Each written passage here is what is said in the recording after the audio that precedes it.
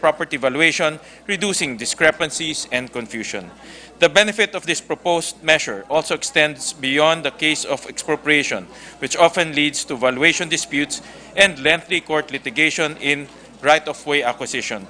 Through a unified valuation system, both the government and property owners will rely on the same basis for property prices. This implies an end to all underestimating your property's value during expropriation. Mr. President, these benefits for our taxpayers will be reinforced by provisions that prioritize and safeguarding of taxpayers who might be affected by sudden and substantial increases in their real property tax obligations. The new Schedule of Market Value, also known as SMVs, will take effect 2 years after the enactment of the Act, providing more ample time for stakeholders to adapt to the changes. Following this 2-year transitory period, the introduction of a one-time 6% cap on each type of real property tax is a safeguard against sudden financial burdens on our taxpayers. Mahalaga ang probisyong ito upang matiyak na magkakaroon ng limitasyon ang pagtaas ng buwis. Once the one-time cap lapses, our LGUs have the authority to extend this cap. This flexibility allows us to respond to the unique needs of our communities and to the ever-changing economic landscape. To further protect our taxpayers, LGUs have the authority to alter the assessment levels and tax rates to prevent sudden increases in real property tax dues. And lastly, if the new SMVs is not approved, the previous SMVs shall remain in effect. Championing the implementation of this Act, the Bureau of Local Government Finance and the Department of Finance will be the primary agency to take the helm. To support the expanded functions of the BLGF, a new unit known as the Real Property Valuation Service shall be established. Beyond its impact on taxpayers, this bill extends considerable benefits to our LGUs, particularly those classified as third and lower income. The Department of Information and Communication Technology will offer assistance to these LGUs in establishing the Real Property Information System. Additionally, subsidies will be allocated to third and lower income class LGUs to support the Real Property Tax Administration Fund. Kapag naisabatas na ang panukalang ito, layunin natin na walang lokal na pamahalaan ang mapag-iiwanan. Mr. President, I am humbled to acknowledge that the passage of this bill would not have been possible without the dedicated efforts and amendments put forth by my esteemed colleagues. Allow me to express my gratitude to those who contributed to shaping this legislation. Senate President Pro Tempore Lauren Legarda, Senate Minority Leader Coco Pimentel, Senator Sonny Angara, Senator Pia Cayetano, Senator Chis Escudero, Senator Mark Villar, and Senator Risa Hontiveros. Furthermore, I would like to acknowledge the active participation of numerous public and private stakeholders who have tirelessly worked to enhance this proposed measure. Maraming salamat po sa inyong lahat. Through this proposed measure, we not only pave the way for greater efficiency and accuracy in property valuation, but also extend a helping hand to our delinquent property owners and low-income LGUs. Thank you, Mr. President, esteemed colleagues. Thank you, Mr. President. Thank you, Senator Gatchalian, and again, congratulations. Mr. President, at this juncture, we are honored to have in our session hall today guests from the Embassy of the Republic of Korea, led by our friend, the distinguished Ambassador of the Republic of Korea to the Philippines, His Excellency Lee Sang-hwa. He is joined by Councilor Kwon Sun-hyun and First Secretaries Kim Bo-ram and Cho Song-yon. We warmly welcome all of them in this august chamber. Welcome to the Senate of the Republic of the Philippines. Yes, we welcome His Excellency, Ambassador Lee Sang-hwa, and we thank him for honoring our invitation to be here today in the Philippine Senate. Since diplomatic relations between the Philippines and Republic of Korea were established on March 3, 1949, our bilateral ties have continued to grow and flourish, encompassing broad areas of cooperation, such as in political, economic, socio-cultural spheres, and more significantly, defense.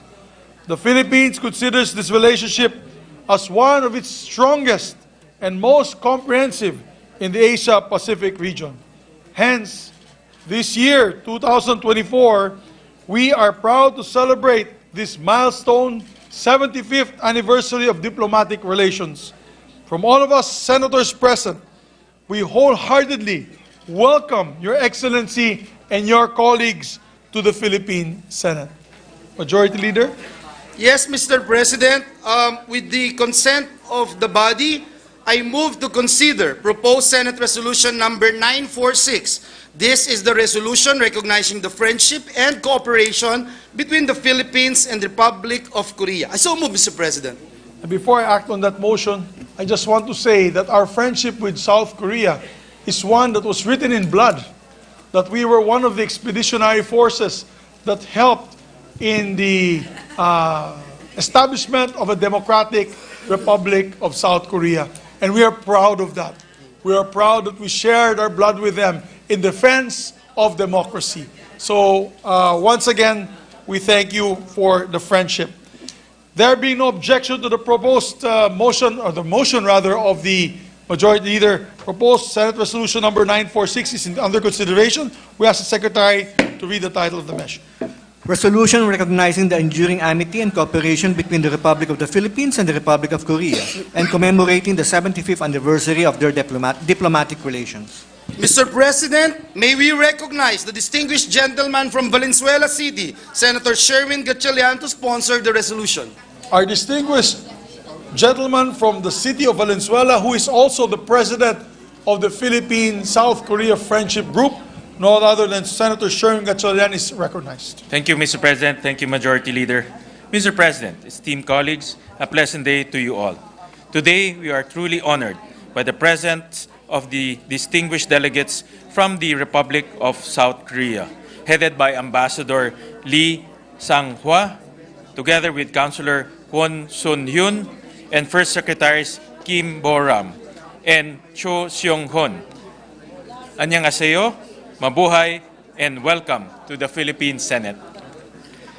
In my capacity as the chairperson of the Republic of the Philippines, Republic of Korea Parliamentary Friendship Association in the Philippine Senate, I have the privilege to sponsor the adoption of a resolution that aims to recognize the enduring amity and cooperation between the Republic of the Philippines and the Republic of Korea, as we commemorate the significant milestones of the 75th anniversary of our diplomatic relations. Mr. President, as K-drama or Korean dramas have captured the hearts of Filipinos with their captivating storytelling and universal themes of love, family, and resilience, so too have our nations found common ground in the narratives of our histories. Our enduring bond, spanning over 70 years, traces its roots back to 1949, when the Philippines proudly became the fifth nation to recognize the Republic of Korea upon its inauguration. The depth of our friendship was further solidified during the Korean War, when the Philippines courageously deployed the Philippine Expeditionary Force to Korea, standing shoulder to shoulder with our Korean brothers and sisters in their pursuit of peace and freedom. Similarly, as K-pop or Korean pop transcends borders and languages to unite fans from every corner of the globe, our friendship knows no bounds, transcending geographical distances to foster a sense of camaraderie. A testament to this enduring connection is the sisterhood forged between our city, Valenzuela, and Bucheon City in South Korea, which commemorated its 15th anniversary last year. Having personally witnessed the innovative practices of Bucheon City, I can attest to its profound influence on our approaches in Valenzuela City, leaving an indelible mark on our governance. But on a larger scale, the continuing mutual cooperation and friendship between the Philippines and South Korea have contributed to the promotion of diplomatic relations and growth across various areas. The collaboration between our countries, which have started in defense, has since extended to trade and investment, maritime affairs, and people-to-people exchanges, among others. In the realm of defense, our journey of cooperation has been one of mutual respect and shared goals. Through the years, the Philippines has been an active supporter of the inter-Korean peace process and reconciliation efforts. South Korea, meanwhile, has been a steadfast ally of the Philippines in our pursuit of defense capability modernization. In addition to entering into several bilateral defense agreements, South Korea has also supplied the Philippine Air Force with FA-50 multi-role fighter jets and the Philippine Navy with its first 2 missile frigates. Furthermore, the trade and investment collaboration between the Philippines and South Korea has greatly flourished over the years. As of June 2022, the Philippine Economic Zone Authority has registered 251 South Korean companies, channeling nearly 90 billion pesos in investments across various economic zones in the Philippines. These enterprises collectively employ about 45,000 Filipino workers, contributing significantly to the local job market and have yielded export revenues totaling $1.1 billion as of August of 2022. This partnership was further solidified with the recent enactment of a free trade agreement aimed at enhancing the vibrant relationship and collaboration between the two countries. In the domain of maritime affairs, the Philippines and South Korea have embarked on innovative initiatives aimed at harnessing the potential of the blue economy. Our cooperation has been multifaceted, ranging from the establishment of maritime partnerships through dialogues and agreements to the initiation of capacity-building programs. Together, we have focused on enhancing our maritime domain awareness, safeguarding our maritime environment, and cultivating an ocean economy that mutually benefits our people. Mr. President, the Philippines and South Korea have long enjoyed a relationship that extends beyond formal agreements and economic partnerships. It is a bond that is deeply rooted in the hearts and lives of our people. Over the years, our nations have nurtured bilateral relations through vigorous people-to-people exchanges, facilitated by initiatives such as the South Korean Global Korean Scholarship Programs and the Korea International Cooperation Agency training programs. From the bustling streets of Manila to the serene landscapes of Jeju, our people have embraced each other's cultures, learning and growing together. Today, South Korea stands as the Philippines' top source market for foreign tourist arrivals. In 2023 alone, the Philippines welcomed over 1.4 million Korean visitors, representing about 1 out of every 4 foreign tourists entering the country. Likewise, South Korea benefits from the contributions of over 47,000 Filipinos deployed in various industries across South Korea, according to the 2021 data from the Philippine Overseas Labor Office. Our shared history, marked by the valor of Filipinos during the Korean War, has blossomed into a modern-day alliance that celebrates diversity and mutual respect. Through the strength of our partnership and richness of our cultural exchange, may we continue to inspire generations to come, forging a legacy of enduring friendship that knows no bounds. In closing, let us celebrate the richness of our enduring friendship, akin to the fusion of spicy kimchi and savory adobo delights, just as the graceful lines of the hanbok intertwine with the elegant barong Tagalog. Our cultures converge in a beautiful tapestry of tradition and innovation. Cheers to the 75 years of shared history and boundless possibilities. Kamsahamnida, maraming salamat. Thank you, Mr. President, esteemed colleagues. Thank you very much, distinguished colleague. We'd also like to thank them, Majority Leader and our dear colleagues. Last weekend, they invited their Air Force demo team. I forget the name of the team. Maybe you can ask Majority Leader what was the name of their team. It's like the Blue Eagles for the United States. For South Korea, it is the ambassadors there. The Diamond, Black Diamond. Mr. President. The Black Diamond team who performed several days in Clark Air Base with their wonderful FA-50s. So we had an opportunity to see that in Singapore with Senator JV during the Singapore Air Show. They were quite impressive. They're Black Eagle. And I'm happy that our Air Force utilizes the same type of aircraft. They're Black Eagles, Mr. President, as Black Eagles, Mr. President. Black Eagles, okay. Yeah.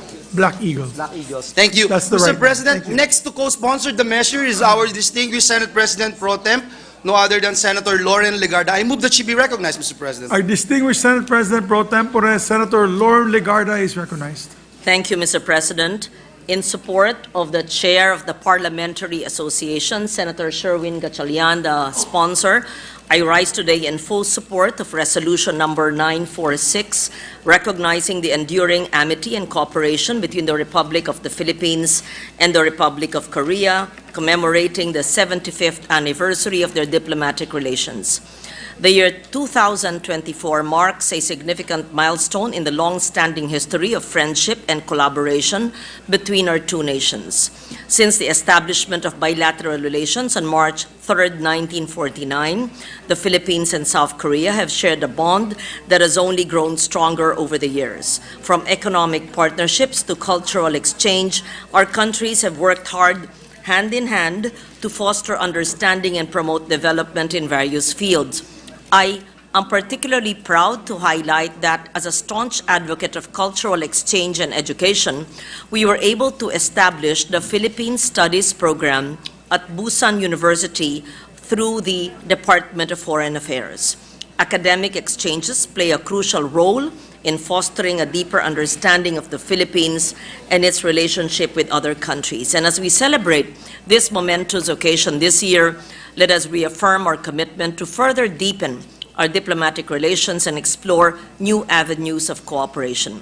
I urge all my esteemed colleagues to join me in co-sponsoring this resolution as we honor the enduring friendship between the Republic of the Philippines and the Republic of Korea and look forward to many more years of fruitful collaboration. And of course, this celebration comes at a time when just 2 weeks ago we honored the former Secretary General of the United Nations, Secretary General Ban Ki-moon. Thank you, Mr. President. Thank you very much. Thank you, Mr. President. Mr. President, next to co-sponsor the measure is the gentleman from the city of San Juan and Zambales, no other than Senator Jinggoy Estrada. I move that he be recognized, Mr. President. Our distinguished colleague from the city of San Juan and Zambales province, Senator Jinggoy Estrada. Thank you, Mr. President. Mr. President, the mere mention of BTS, Jewel in the Palace, Squid Game, Gangnam Style, would probably elicit scores of reactions among members of our staff and among the general populace. Today, as we commemorate the 75th anniversary of diplomatic relations between the Philippines and South Korea, beyond Hallyu, or Korean Wave, the cultural phenomenon that has taken the world by storm, allow me to mention just a few notable things worth pointing out. The part of labor. In terms of cash remittances, 67,000 overseas Filipinos in South Korea sent 46.4 billion the year 2023. This makes South Korea the 10th most important source of cash remittances. That is 46.4 billion pesos in additional purchasing power for families back home and a great help to our recovering economy. The strength of our Filipino workforce led to our inclusion in South Korea's employment permit system, an innovative labor migration scheme extended to 16 countries. Our inclusion into the EPS has given more than 33,000 of our fellowmen an opportunity to provide for families back home. On the part of defense, diplomatic relations between our two countries were established on the 3rd of March 1949, and it would be tested a little over a year later.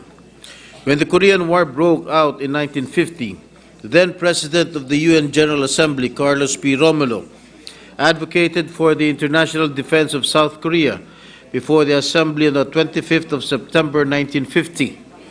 In fact, the Philippines had already sent the first of the 5 battalion combat teams from the Philippine Expeditionary Force to Korea and to Busan 6 days prior. Today, 2 memorials stand in Goyang City and in Yeoncheon County in commemoration of the courage and bravery of our fellowmen, honoring over 7,400 who have fought valiantly alongside South Korean soldiers for independence and for support and preservation of democracy. In the year 1999, my father, then President Joseph Estrada, arrived in Seoul for a state visit which coincided with the 50th anniversary of diplomatic relations between our nations. On that state visit, my father advocated for the Filipino workers in South Korea, as well as the promotion of investment and trade. Then President Kim Dae-jung expressed hope during that meeting that South Korea would be able to participate in the modernization of the Philippine Navy, which has since been realized. In fact, in 2023, they have partnered with the Armed Forces of the Philippines by building the Navy's first corvette, which we hope will soon allow us to take a bolder role in upholding stability and security in the Indo-Pacific region. On the part of trade, from a security partnership, we have seen our relations flourish in terms of economic interests by way of the signing of the Philippines-Korea Free Trade Agreement September last year. In terms of trade, Mr. President, South Korea remains a top trading partner, ranking 5th in terms of total exports for 2023, amounting to $3.5 billion or 196 billion pesos. In terms of tourism, South Korea ranks number 1 in foreign tourist arrivals, totaling 1.4 million in 2023. That is over 1/4 of overall tourists' arrivals last year. On the part of the official development assistance, from once being a recipient, South Korea has now become an official development assistance donor country, which, according to His Excellency Ambassador Lee Sang-hwa, has reached $80 million or 4.4 billion pesos for the Philippines in 2023. Ambassador Lee refers to this continued form of support as an investment in security and prosperity, an engine of growth that creates jobs, expands market, and helps countries in transition. Though the ties between our two countries were forged amidst the background of conflict and military collaboration, today it has blossomed into a more expansive and deeper cooperation which now includes agriculture, climate change, disaster risk reduction, health, innovation, and socio-cultural exchanges. For 75 years of friendship and cooperation, and to many more, allow me to say, Kamsahamnida. Maraming salamat po, Mr. President. Kamsahamnida, my dear colleague. Kamsahamnida. Mr. President, Senator Robin Hood Padilla is also seeking the floor. I move that he be recognized, Mr. President. Our distinguished colleague from the provinces of Nueva Ecija, Camarines Norte, and the adopted son of Mindanao, Senator Robin Padilla is recognized. Maraming salamat po, Ginoong Pangulo, at sa ating pinunong mayorya. Gusto ko lamang pong sundan yung sinabi ni Senator Jinggoy Estrada patungkol po sa relasyon natin sa Korea, sapagkat tunay po yun, hindi po natin makakalimutan na ang ating mga kababayan, ang ating pong kasundaluhan, ay nag-alay po ng buhay dyan sa Korea at pinaglaban po nila ang kalayaan ng South Korea.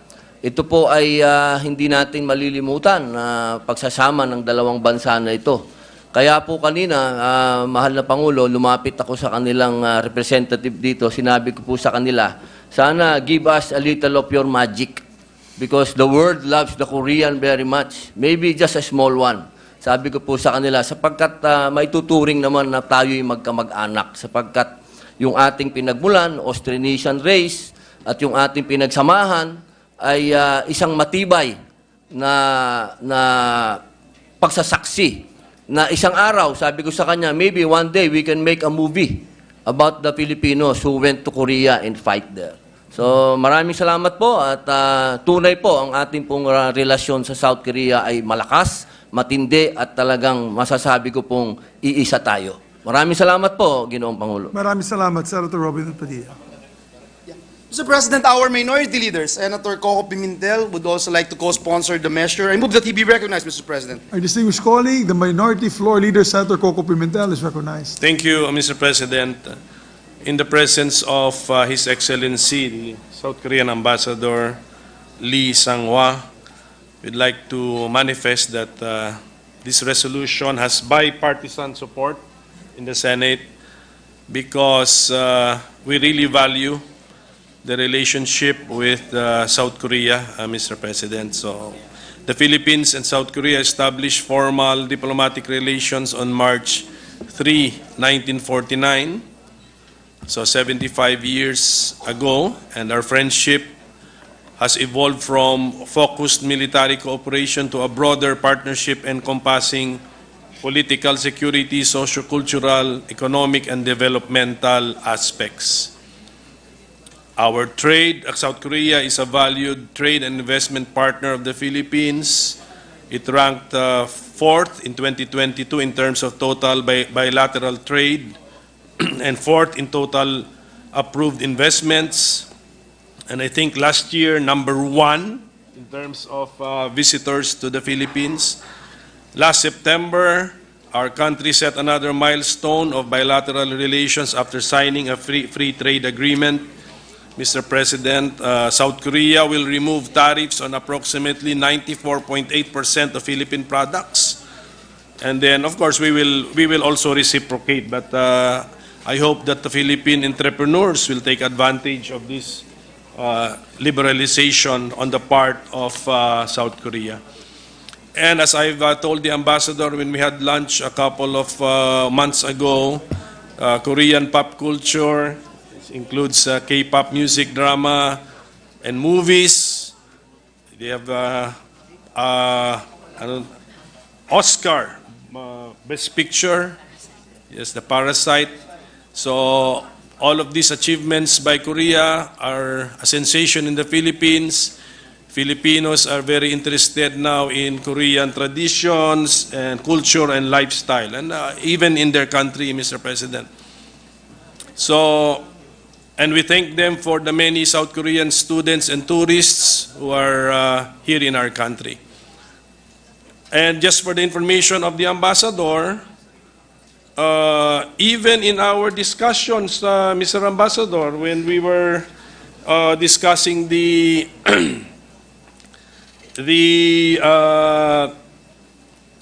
Ecozone in Bulacan, Mr. President, the example given when we asked for a good model is the Incheon Free Economic Zone.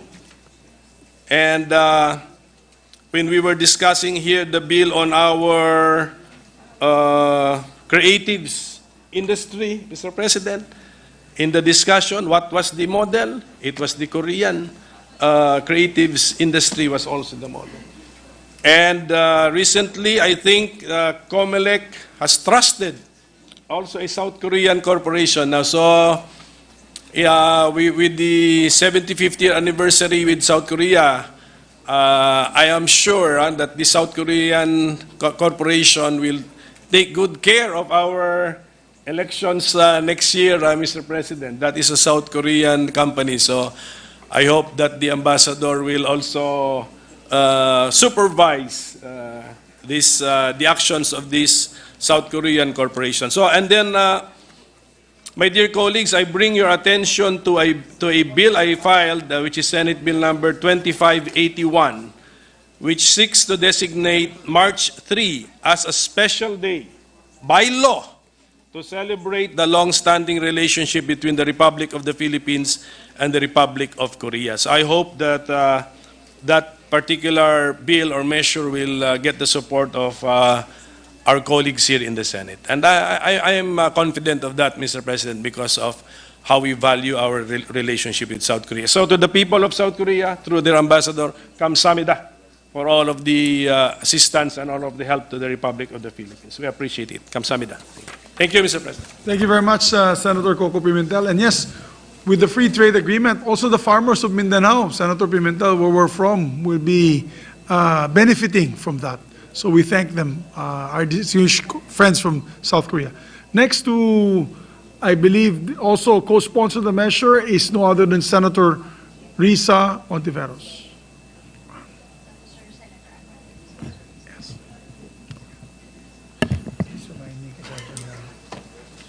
Salamat kaayo, Mr. President. Briefly, just to add a few notes to the manifestation of my minority leader and our colleagues in the whole Senate. the Republic of Korea, first of all, Mr. President, 안녕하세요. The Republic of Korea shares one of the world's most heavily militarized zones with North Korea. So our sisters and brothers from the Republic of Korea are really holding the line in terms of that very difficult balance of ensuring the safety and security of their countrymen and women and preserving the peace for the region. Although I very much like all of our colleagues here, I believe, Mr. President, although I like our current Republic of Korea ambassador to the Philippines, His Honor Lee Sang-hwa, very much, I do remember also very fondly a former ambassador of the Republic of Korea to the Philippines who invited me to watch a South Korean film. They were showing it to the public in one of our big theaters about the Korean War. It was a very beautiful family film and really showed to me how, just like Filipinos, the people of the Republic of Korea treasure family, desire always the unity of families, and are capable of the most terrible sacrifices out of love for family and country. I cannot forget, Mr. President, that at the end of the film, when I turned to say thank you to that former ambassador of the Republic of Korea to the Philippines, he was crying. So just to show how much they too feel these values that are so dear to us Filipinos. Mr. President, 75 years is a long and irreplaceable time. It is symbolized among the precious stones by the diamond, among the most beautiful, the strongest, and the most precious of stones.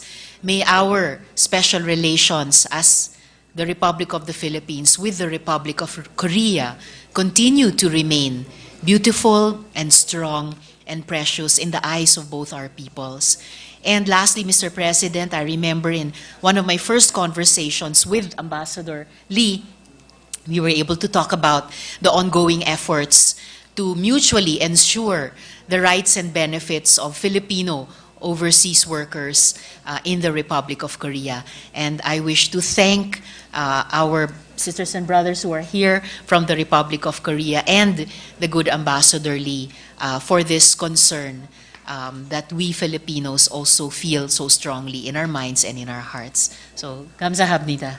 Salamat kayo, Mr. President. Thank you very much, distinguished colleague. Also, next, I think, is Senator Angara. Yes. Our distinguished colleague, yes. Senator Sani Angara, is recognized. Please. Thank you, Mr. President. Thank you, Majority Leader. I know this was not scheduled, but I just want to convey our thanks to the Ambassador of South Korea and to South Korea, because I remember when I was the representative for Aurora Province, the foreign aid equivalent agency, or like similar to what JICA for Japan, funded KOICA funded a very state-of-the-art rice mill in the province of Aurora, and to this day the farmers of Aurora are benefiting from that very kind grant from the Korean government and Korean people, and for that we will always be eternally grateful to our friends from South Korea. That's all, Mr. President. Thank you very much. Thank you very much, Mr. President, Senator Bong Revilla would like to just insert into the records his co-sponsorship speech, and Senator J.V. Ejercito is also seeking the floor. I move that he be recognized, Mr. President. distinguished colleague, the Deputy Majority Floor Leader, Senator J.V. Ejercito, is recognized. Thank you, Mr. President. Likewise, we'd like to thank the Republic of Korea, South Korea, for their support to our overseas Filipino workers. In the 1990s, Mr. President, when I was still in business, we had an agency that we were the pioneers of sending our OFWs in the 90s, together with the Korean Federation of Small Businesses, or KFSB.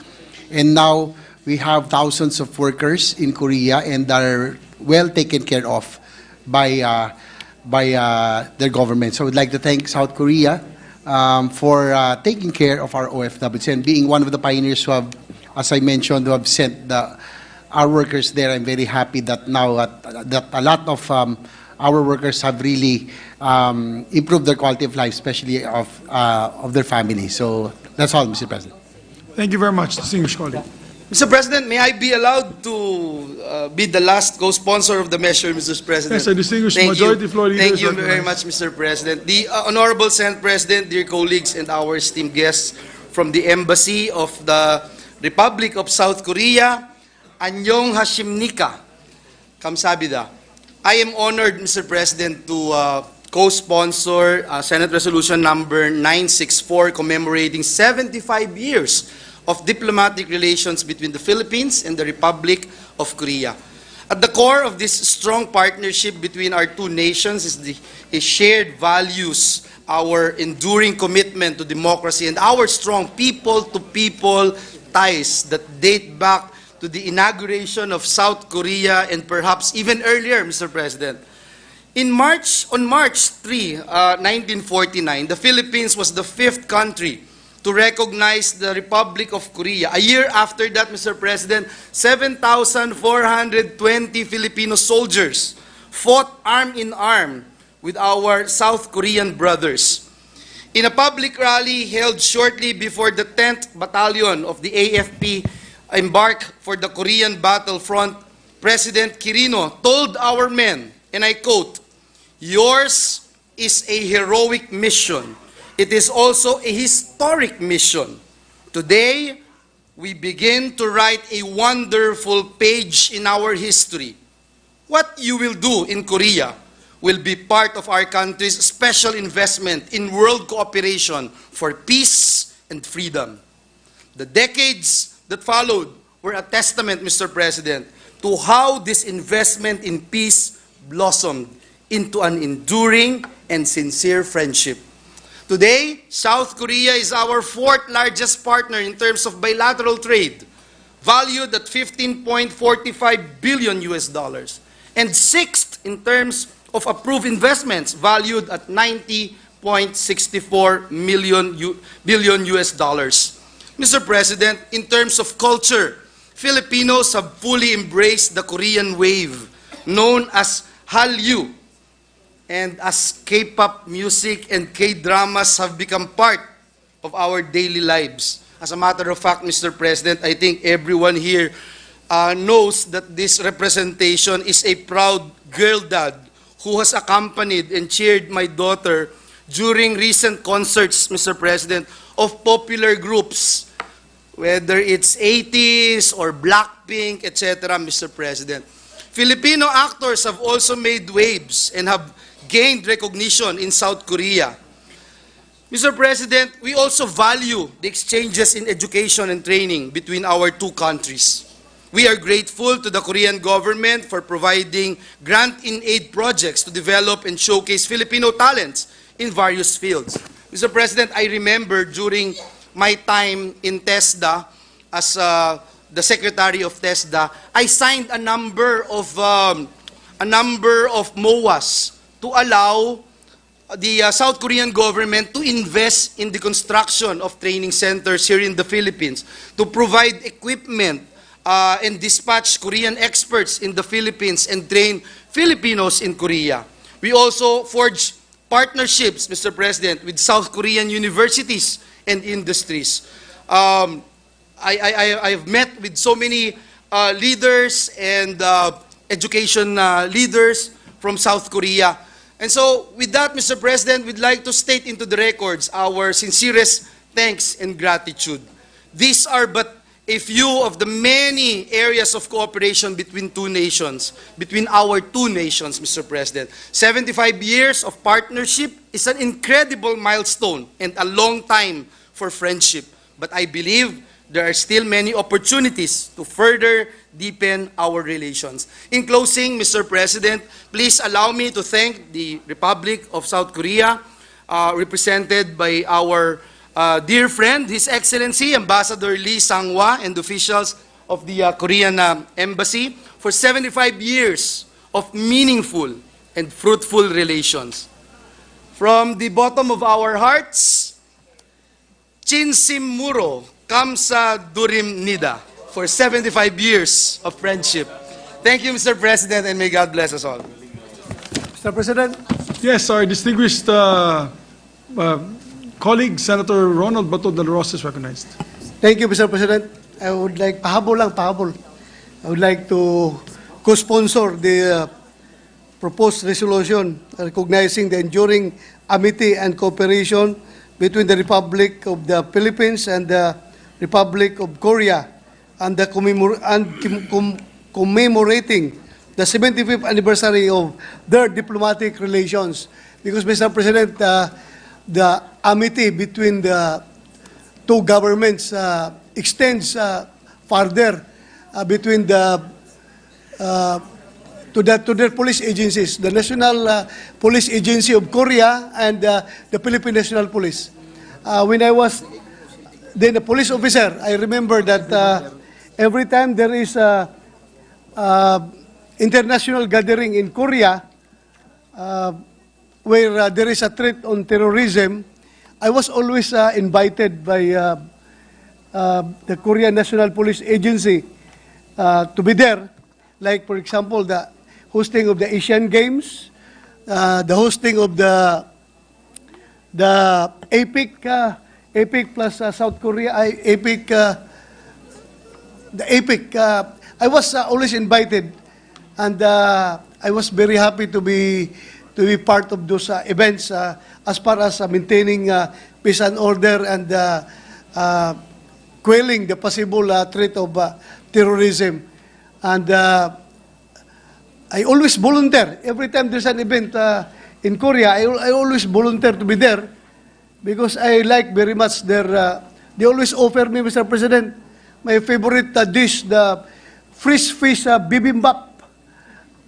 Fish bibimbap. I like that food all the time, Mr. President. So that's it, Mr. President. I have wholeheartedly support this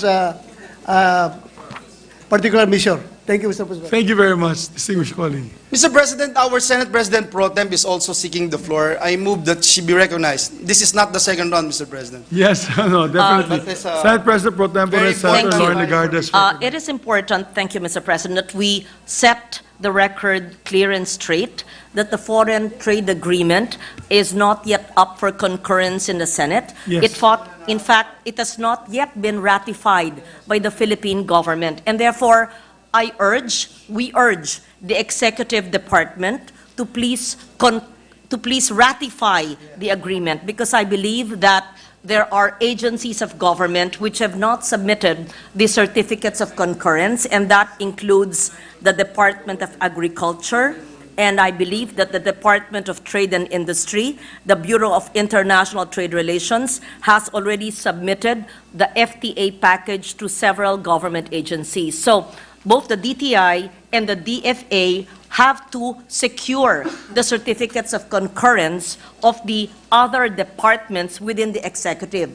Until such time, we consider the trade agreement not yet ratified, and they must transmit it to the Senate so that the Senate will have jurisdiction over the FTA, and I'm certain our chair of the Foreign Relations Committee would conduct a hearing, and I'm certain with the support that all our colleagues have for our relations with this country of 75 years, we will be able to pass it. So I just wanted to put that on record, and therefore to urge the executive department on our 75 years of relations to speed up the certificates of concurrence. I hope this does not happen to what happened to a treaty we had with UNESCO, which has been languishing in the archives of government for 20 years before Senator Marcos conducted the hearing, not because we were late, but because the transmittal to the Philippine Senate was delayed. Thank you, Mr. President. Thank you very much. Yes, we had that discussion on that, our distinguished colleague, this afternoon before they came down to the session hall. The delays with the national government, and we hope that the national government agencies will already submit their certificates of concurrence to this free trade agreement, and therefore submitted eventually by the DFA to us here in the Senate, so that we can act with dispatch on this. You will have our full support, Ambassador. That we guarantee you. We will lobby to each and every senator for this Let me agreement. also state into the records, Mr. President, that this representation would like to join you as our Senate leader and Senate President Pro Tem in urging and appealing to our friends from the executives. Mr. President, Senator Bongo would just like to insert into the records his co-sponsorship speech. Meanwhile, Mr. President, Senator Pia Cayetano is also seeking the floor. I move that she be recognized, Mr. President. Our distinguished colleague from the city of Taguig and Thank Pateros, you. Senator Pia Cayetano. is Thank you, recognized. Mr. President. This is very short, Mr. President, but I hope my simple,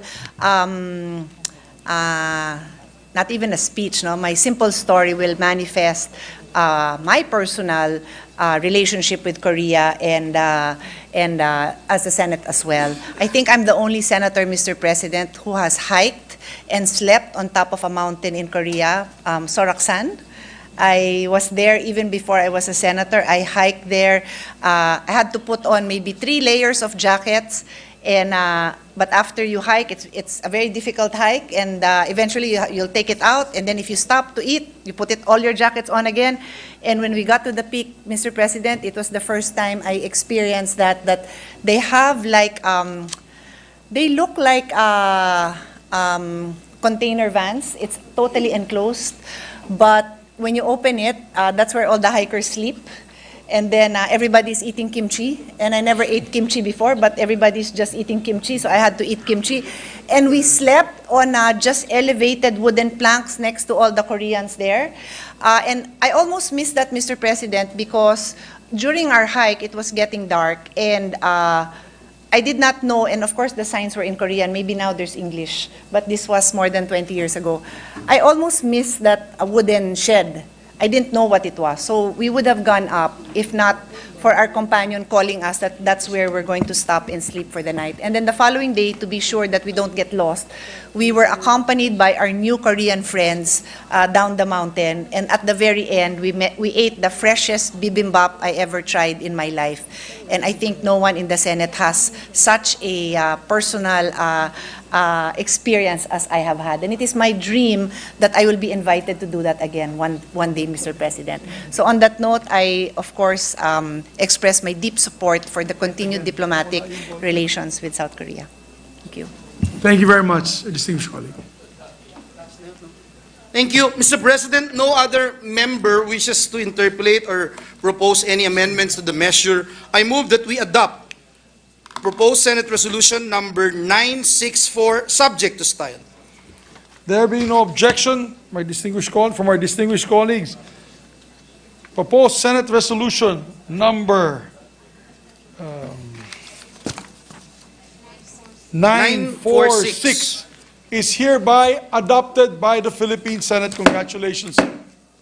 Thank you, Mr. President. And with the permission of the body, I move that all members of the Senate be made co-authors of this resolution. So move, Mr. President. There being no objection to the motion, motion is approved. Mr. President, I move for a few minutes suspension to allow the ambassador to accept a copy of the resolution from the presiding officer at the rostrum, to be joined by our distinguished colleague, Senator Gatchalian, the author of the resolution. And after that, may I also extend an invitation to our colleagues to gather later at the rostrum with our Senate President and the Ambassador Lee.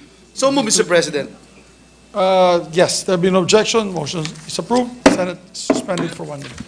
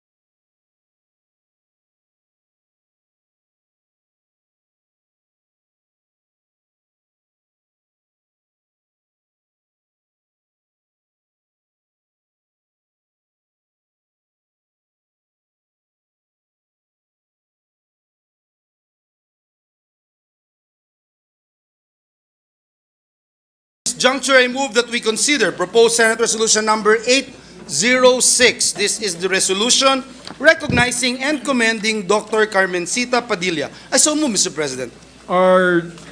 There being no objection, motion is approved. We ask Secretary to read the title of the measure.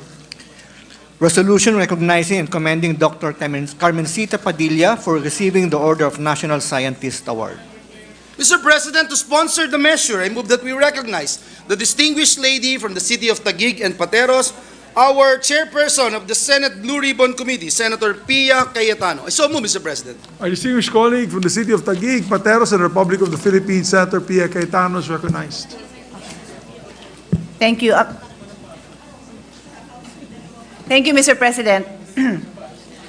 Mr. President, I rise today to sponsor Senate Resolution number 806, recognizing and commending Dr.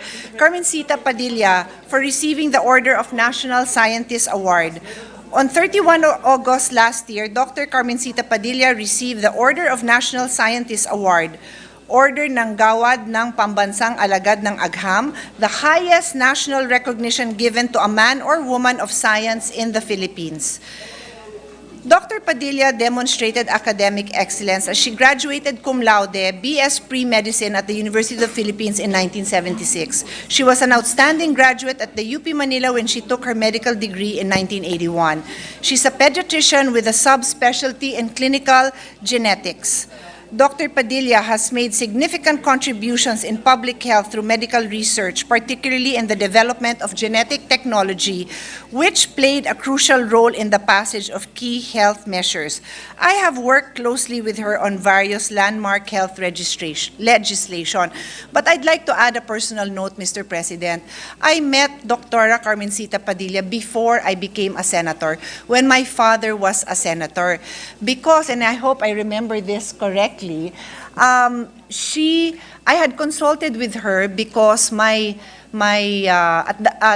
was pregnant and diagnosed my unborn child, I was told had a genetic condition known as trisomy 13. So I believe I met her when I was still pregnant. And she told me that when I give birth, we can talk further about the condition of my child. So eventually, I met with her. My son eventually passed away, but we had forged a personal relationship. And so soon after that, because my son was born in 2000 and he passed away in 2001, she had already started working on the Newborn Screening Act, and was literally,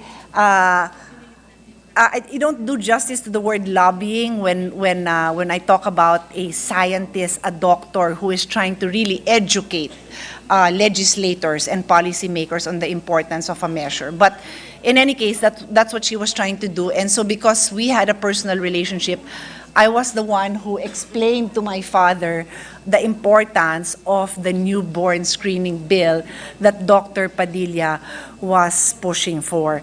And so this actually passed in 2004, just before, my father had already passed away, and then that year I became a senator.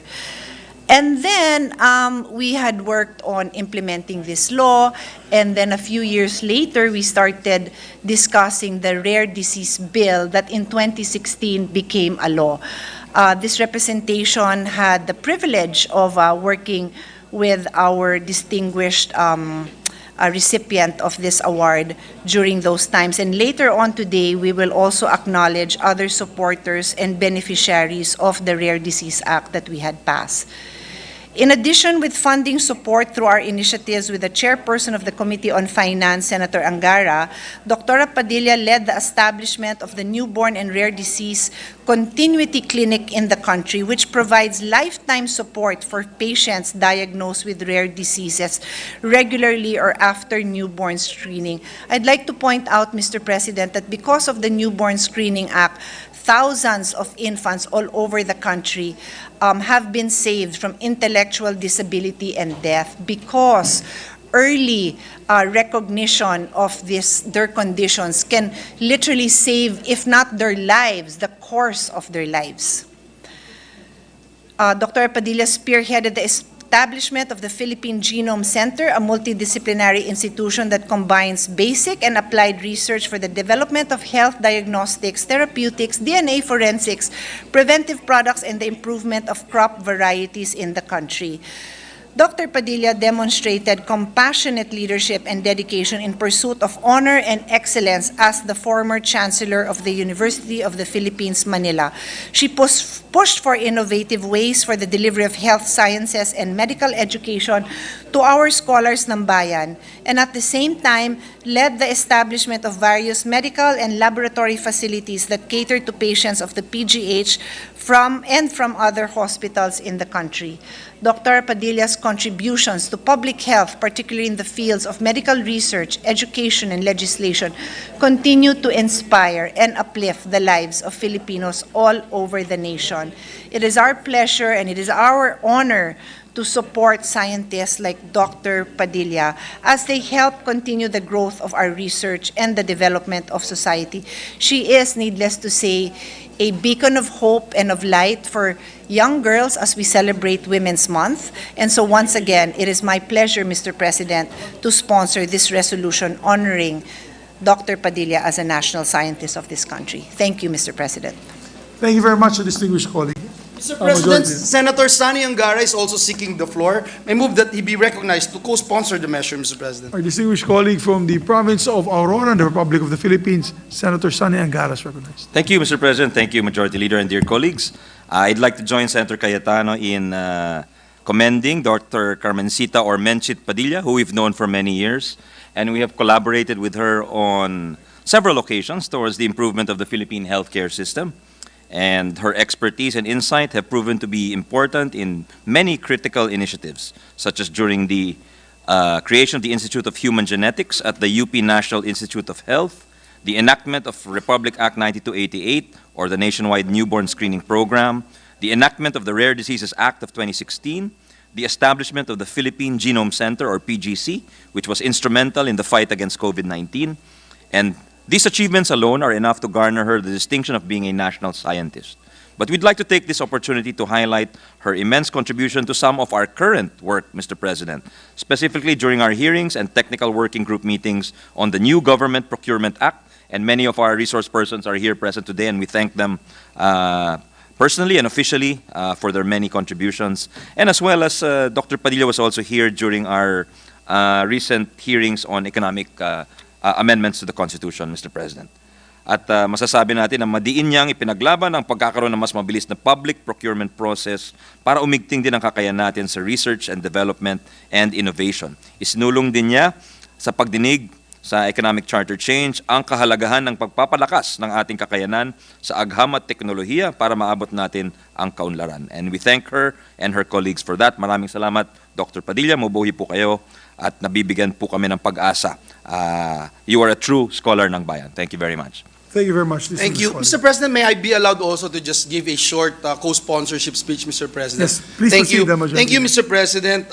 Dear colleagues, esteemed guests, let me put into the records of this august chamber my sincerest thanks and gratitude also as I join our dear colleagues, Senator Pia Cayetano and Senator Sani Angara. I am honored to co-sponsor Senate Resolution number 806, recognizing and commending Dr. Carmencita Padilla for receiving the Order of National Scientist Award, the highest recognition given to a man or woman of science in the Philippines. Mr. President, she is no stranger to us, and I'd like to put into the records that this representation actually supported her when she ran for Chancellor of UP Manila. We also recently honored her along with other UP President Edgardo J. Angara Fellowship awardees as partners of the Education Commission too. And I can see, of course, Commissioner Sani Angara, Commissioner Pia Cayetano, and Chairperson Senator Sherwin Gatchalian. Mr. President, as we celebrate this month, Women's Month, this March, we celebrate and recognize the achievements of one remarkable woman, Dr. Padilla, who showed decades of excellence and commitment to her field. She is an important figure in the country's public health, a role model for young girls who dream of pursuing careers in science. Again, Mr. President, our heartfelt congratulations to Dr. Padilla at maligayang buwan ng mga kababaihan po. Maraming salamat, Mr. President, at pagpalain tayong lahat ng ating Panginoong Diyos. Mr. President, this juncture, Senator Lauren Legarda, our Senate President Pro Tem, is seeking the floor. I move that she be recognized, Mr. President. Our distinguished Senate President Pro Tempore, Senator Lauren Legarda, is recognized. Thank you, Mr. President. I would like to associate myself with the resolution of Senator Pia Cayetano and my esteemed colleagues in recognizing an exemplary Filipino doctor and scientist for the highest award ever available. I think it was more than 20 years ago that Dr. Carmencita Padilla came to this very hall when the late Senator Juan Flavier was a chairman of the Committee on Health, and he was seated here where Senator JV is seated, and I was then Majority Leader where Senator Villanueva was seated, and Dr. Padilla used to come here, and indeed, she was lobbying for the measure of the Newborn Screening Act, which admittedly, in my first term since 1998, I was not very familiar with, but when she explained the importance of newborn screening, na nakikita na po ang mga sakit ng bata sa pagpanganak pa lang ba o sa iilang buwan pagkapanganak ay maaagapan ang kanilang mga sakit. Kaya napakahalaga ng batas na ito. It was enacted more than 20 years ago after much intense debates. And we, as non-doctors, not medical professionals, but lawmakers, would not have known the importance of this measure had it not been brought to our attention by Dr. Carmencita Padilla more than 20 years ago. So this is also in loving memory of colleagues like Senator Juan Flavier and the father of Senator Pia Cayetano, who was with me as just one of the 5 in the minority then, Juan Flavier, Rene Cayetano, the late Senator Barber's disrepresentation, and the minority leader was Senator Tito Gingona, who is still very much alive.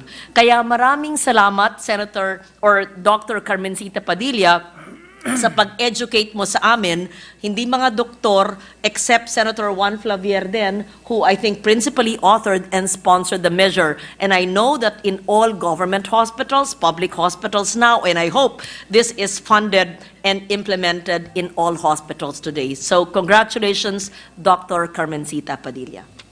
Thank you very much, distinguished colleague, Senator Lauren Legarda. Mr. President, Senator Bong Revilla wanted to just insert into the records his co-sponsorship speech. Also, Mr. President, Senator Robin Hood Padilla is seeking the floor. I move that he be recognized, Mr. President. Our distinguished colleague from the province of Nueva Ecija, Camarines Norte, and adopted son of Mindanao, Senator Padilla is recognized. Maraming salamat po, Ginoong Pangulo. Gusto ko lamang pong mapabilang sa pagkilalang ginagawa kay Dr. Carmencita Padilla sapagkat ito po ay napakamakahulugan, lalong-lalo na po na atin pong ipinagdiriwang ang National Women's Month. Yun lamang po, maraming salamat po. Yes, Mr. President, no member wishes to interpolate or propose any amendments to the measure. I move that we adopt proposed Senate Resolution number 806, subject to style. So move, Mr. President. There being no objection to the motion, Majority Floor Leader, proposed Senate Resolution number 806 is hereby adopted by the Philippine Senate. Congratulations to Ma'am Carmencita Padilla for this resolution. Thank and you, of course, Mr. to all President. the sponsors. Yes, Mr. President, may I move that all members of the Senate be made authors of this resolution, co-authors of this resolution. Yes, there being no objection to the motion, all members are made. May I ask for a minute suspension to allow our guests to receive the commendation, Mr. President. Yes, session suspended Thank for you. 1 minute.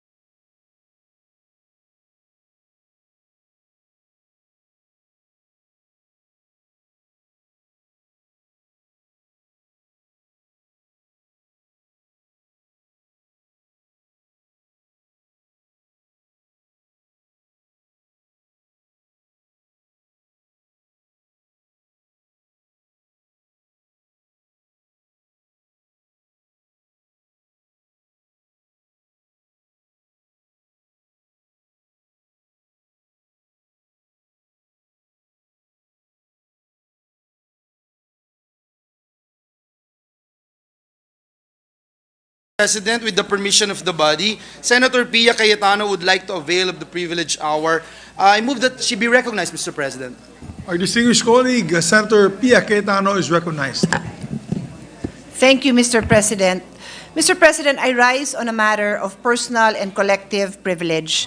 March 3 is the anniversary of the Rare Disease Act, which this representation principally authored and sponsored.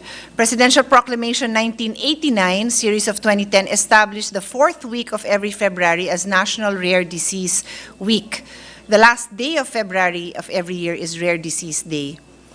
What is a rare disease? The WHO defines a rare disease as an often debilitating disease or condition with a prevalence of 0.65% to 1%. Our law, the Rare Disease Act of the Philippines, refers to it as disorders such as inherited metabolic disorders and other diseases with similar rare occurrences as recognized by the DOH upon recommendation by the NIH, but excluding catastrophic, like life-threatening, serious debilitating, or serious and chronic forms of more frequent occurring diseases.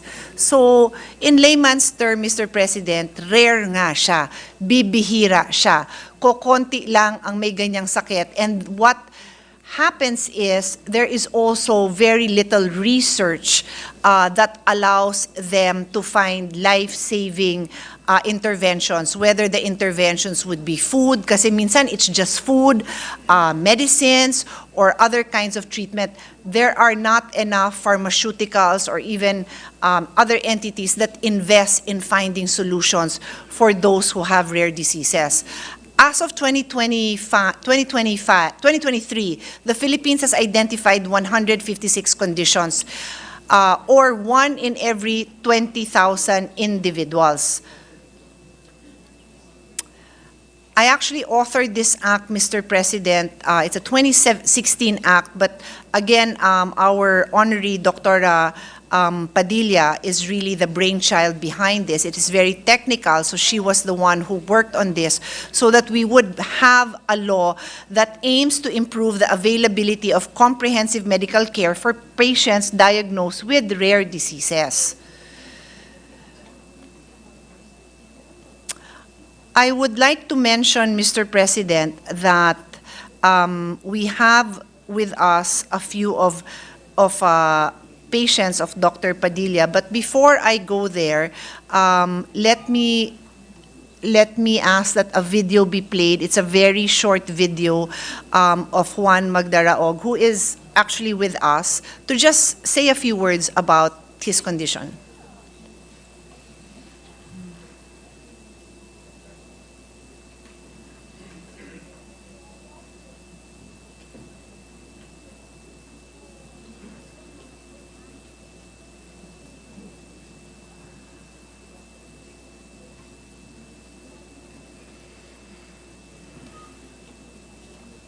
Right before I was able to officially diagnose when I was 16 years old, but we were able to go to San Francisco, and then we found out that it's another disease. It's called form-based disease.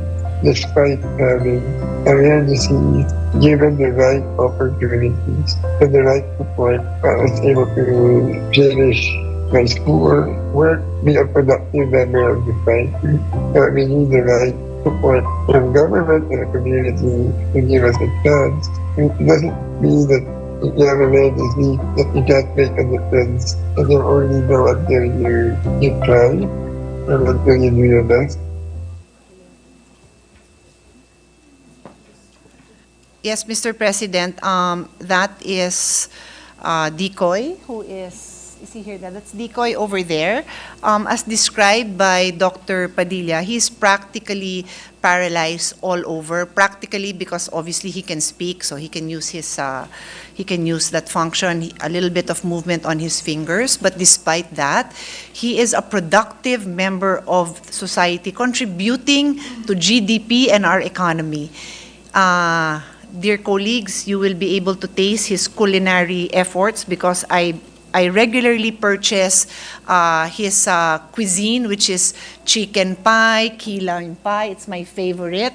And I encourage all of you to try it because I need not sales talk this, masarap talaga. Despite, and in addition to that, Senator JV, I want him to know that he is also a seller of collectible watches. As to why I'm mentioning it to you, wala lang, baka gusto mong bumili ng relo. And then he is also a digital expert giving advice and consultancy in the digital realm. So if you have projects, and this is just decoy, Mr. President, no? I know that his mom, who is there, Cynthia, she's very active. Please stand. She has been a partner of Dr. Padilla, reaching out to other parents and helping them have the courage to seek the kind of support that they need for their children. And it's because of this whole of society approach, government, because of our chairman, Senator Sani Angara, were able to put budget for the Rare Disease Act implementation. And on that note, also the newborn screening. No, this is for rare disease, but the newborn screening, in a way, has some similarities in the sense that if you can diagnose, then you can treat ideally. Not all rare diseases have treatment.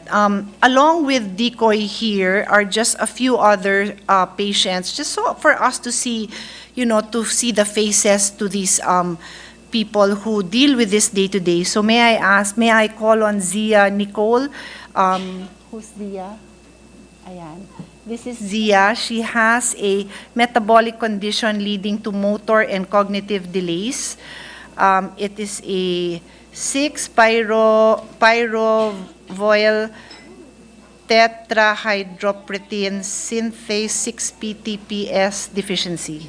And there is Janelle, who is 10-year-old girl from Laguna with phenylketonuria PKU that leads to developmental delays and behavioral problems. And then there's Sean Liam, who is the younger sibling of Janelle and is currently 3 years old. He also has PKU. And there's Louise Franzine, who has maple syrup urine disease. But because of its proper management, she is now normal condition. And she delivered, ayan, that's her. So she has already delivered her own baby, and the baby does not have this condition. So there are happy stories despite the sad stories, and we were happy that they are happy to share their story with us. Very quickly, Mr. President, my son Gabriel had a rare disease. I actually did not know until years after he died that his condition is considered a rare disease. All I know, during the time na wala pang internet, during a, a routine checkup with my OB-GYN, she told me that I wasn't gaining enough weight. And so at that time, it wasn't really routine to have an ultrasound, so she asked that I get an ultrasound, and that's where it revealed that my unborn child had a cleft lip and tumors in his kidney. That's what was shown in the ultrasound. And that was the beginning of many tests, etc. And I had to go to the US to have an amniocentesis because they don't do it here. Do they still not do it here? So I don't know. That's an issue I leave to the experts, because being able to have that amniocentesis prepared me for the reality of what I was going to face. So my son was born on December 4, 2000, and he lived for 9 months. And the early diagnosis helped prepare me emotionally and mentally for this condition. So that's something I think we should look into. Anyway, I never knew that that was called a rare disease until years later when we were talking, and I said, is my son's condition, which is called trisomy 13, a rare disease? And Dr. Padilla said, yes, it's considered a rare disease. So I didn't even know at the time I was pushing for this bill that it's something that I personally had experienced. Anyway, Mr. President, this is all tied up to SDG 3 on good health and well-being, which no less than the WHO Director General says, the vision of the Sustainable Development Goals is a world in which no one is left behind. And that includes people who suffer from rare diseases. So on that note, I thank our colleagues for the time to take a look at this issue, and even just having them here, we already got so much input and support on the need to provide more financial support, on the need also to help the community who are thriving to be productive members of our society. So thank you so much for the time that you have given the Senate to understand this issue better. Thank you, Mr. President. Thank you very much, distinguished colleague. Thank you, Mr. President. Before I refer this, the privileged speech of our dear colleague, may I just put into the records that I sincerely understand and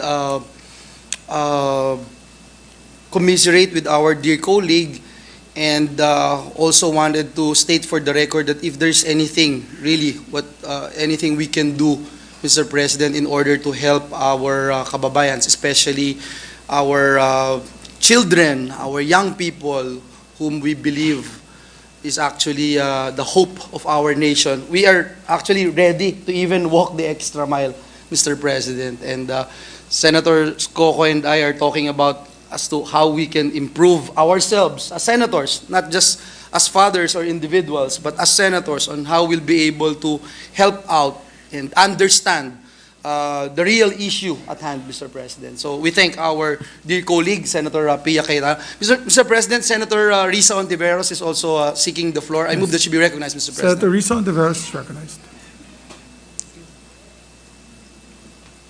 Salamat kayo, Mr. President. Briefly, I would just like to share a word of solidarity with my sister, Senator Pia. Tuwing ikinikwento mo yung bahaging yun ng kwentong buhay mo tungkol sa anak mong si Gabriel, I'm sure hindi lang ako yung naluluha dito sa mga kasama. I just want to thank you for sharing the story again in aid of supporting other families to help and love and serve their children better and better over time. Nagpapasalamat din ako, Mr. President, kay Dr. Carmencita Padilla, whom the gentle lady from Taguigan Pateros has led us in honoring for her life's work with these families. To walk the extra mile that the majority leader mentioned, out of sheer love, unconditional love for their children. At maraming salamat sa mga pamilya who are here today, not only for themselves, but for other families and other children, gifts to our society, and for continuing to teach us in the Senate how we can support them to also achieve their full potential as human beings and as Filipinos. Huli, Mr. President, napagtulungan na rin po namin ni Minority Leader Senator Coco Pimentel yung ilang mga panukalang batas natin dito sa Senado, together with persons with disabilities and their families. And I'm sure Senator Pia is well aware of these also, but I know, Mr. President, we will continue to devote our energies para isulong yung mga ito, yung tungkol sa National Action Plan for persons with disabilities and their families, at yung panukala din tungkol sa Disability Support Fund. So just deep thanks all around to the people who have made today so special for the Senate. Salamat kayo, Mr. President. Thank you very much. Thank you. Mr. President, with that, I move that... Oh, Mr. President, our Minority Leader, Senator Coco Pimentel, is also seeking the floor. Distinguished I move Minority that he Floor be Leader, recognized, Mr. President. Senator Coco Pimentel is recognized. Thank you, Mr. President. With the permission of our colleague, I said that if she could give us more specifics as to this subject matter of her privileged speech, Mr. President, with the permission of our colleague. May I proceed, ma'am? Yes, of course. Okay. Yes, of course. Senator Pia Cayetano mentioned the law which she authored, no? So I forgot the number, pero there is a law. May we know the title, the title of the law? Rare Diseases Act of 2016. So we already have the law, the Rare Diseases Act, and then may we know what are the salient points of the law, Mr. President? Yes, Mr. President. What's very important here in the law is that well, of course, it may go without saying, but we do recognize them as persons with disabilities with all the benefits that fall under the definition of persons with disabilities, which is covered by a separate law. And then it requires the different government agencies to provide support. There's DSWD that is mentioned, even DOLE. And I know the line of questioning of the Minority Floor Leader will lead to that. So anong ginagawa nitong mga to? Senator Joel's favorite agency. I can see the big smile on his face. Let it be put on record. The DOLE is actually required to adopt programs that promote the availability of opportunities for work and employment of able persons with rare diseases. In addition to that, Mr. President, well, there is the technical side of the work that must be done by DOH, which is perennially updating this list of persons with rare diseases. This may also be an opportunity to say that we are, Dr. Padilla, sadly, very reliant on international standards in determining also discovering and determining what are these rare diseases. So it would be very nice. I don't even know if there are other Asian counterparts to the work we're doing, but if there's anything that we can do, including more research, because really there's really a lack of research on what are the solutions and the interventions that can be done for many of these patients. But we have enough. Well, our Doktor Para sa Bayan, if I may mention, of course, contributes to that.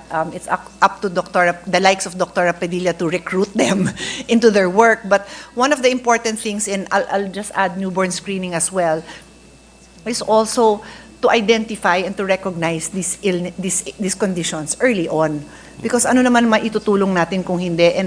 And if we will only rely on geneticists like Dr. Padilla, konti lang kayo. I don't know how many geneticists do we even have in the country? 20. We have 20 geneticists in the country. So, but what they have done is that they've created programs so that the various clinics that we have empowered have the ability to address those conditions. I'll read it into the record if that's okay with the Minority Floor Leader. So, under the law, patients highly suspected of or diagnosed with a rare disease shall be referred to a newborn screening continuity clinic to ensure the early detection of that rare disease. So tied up talaga yung Rare Disease and the Newborn Screening Act.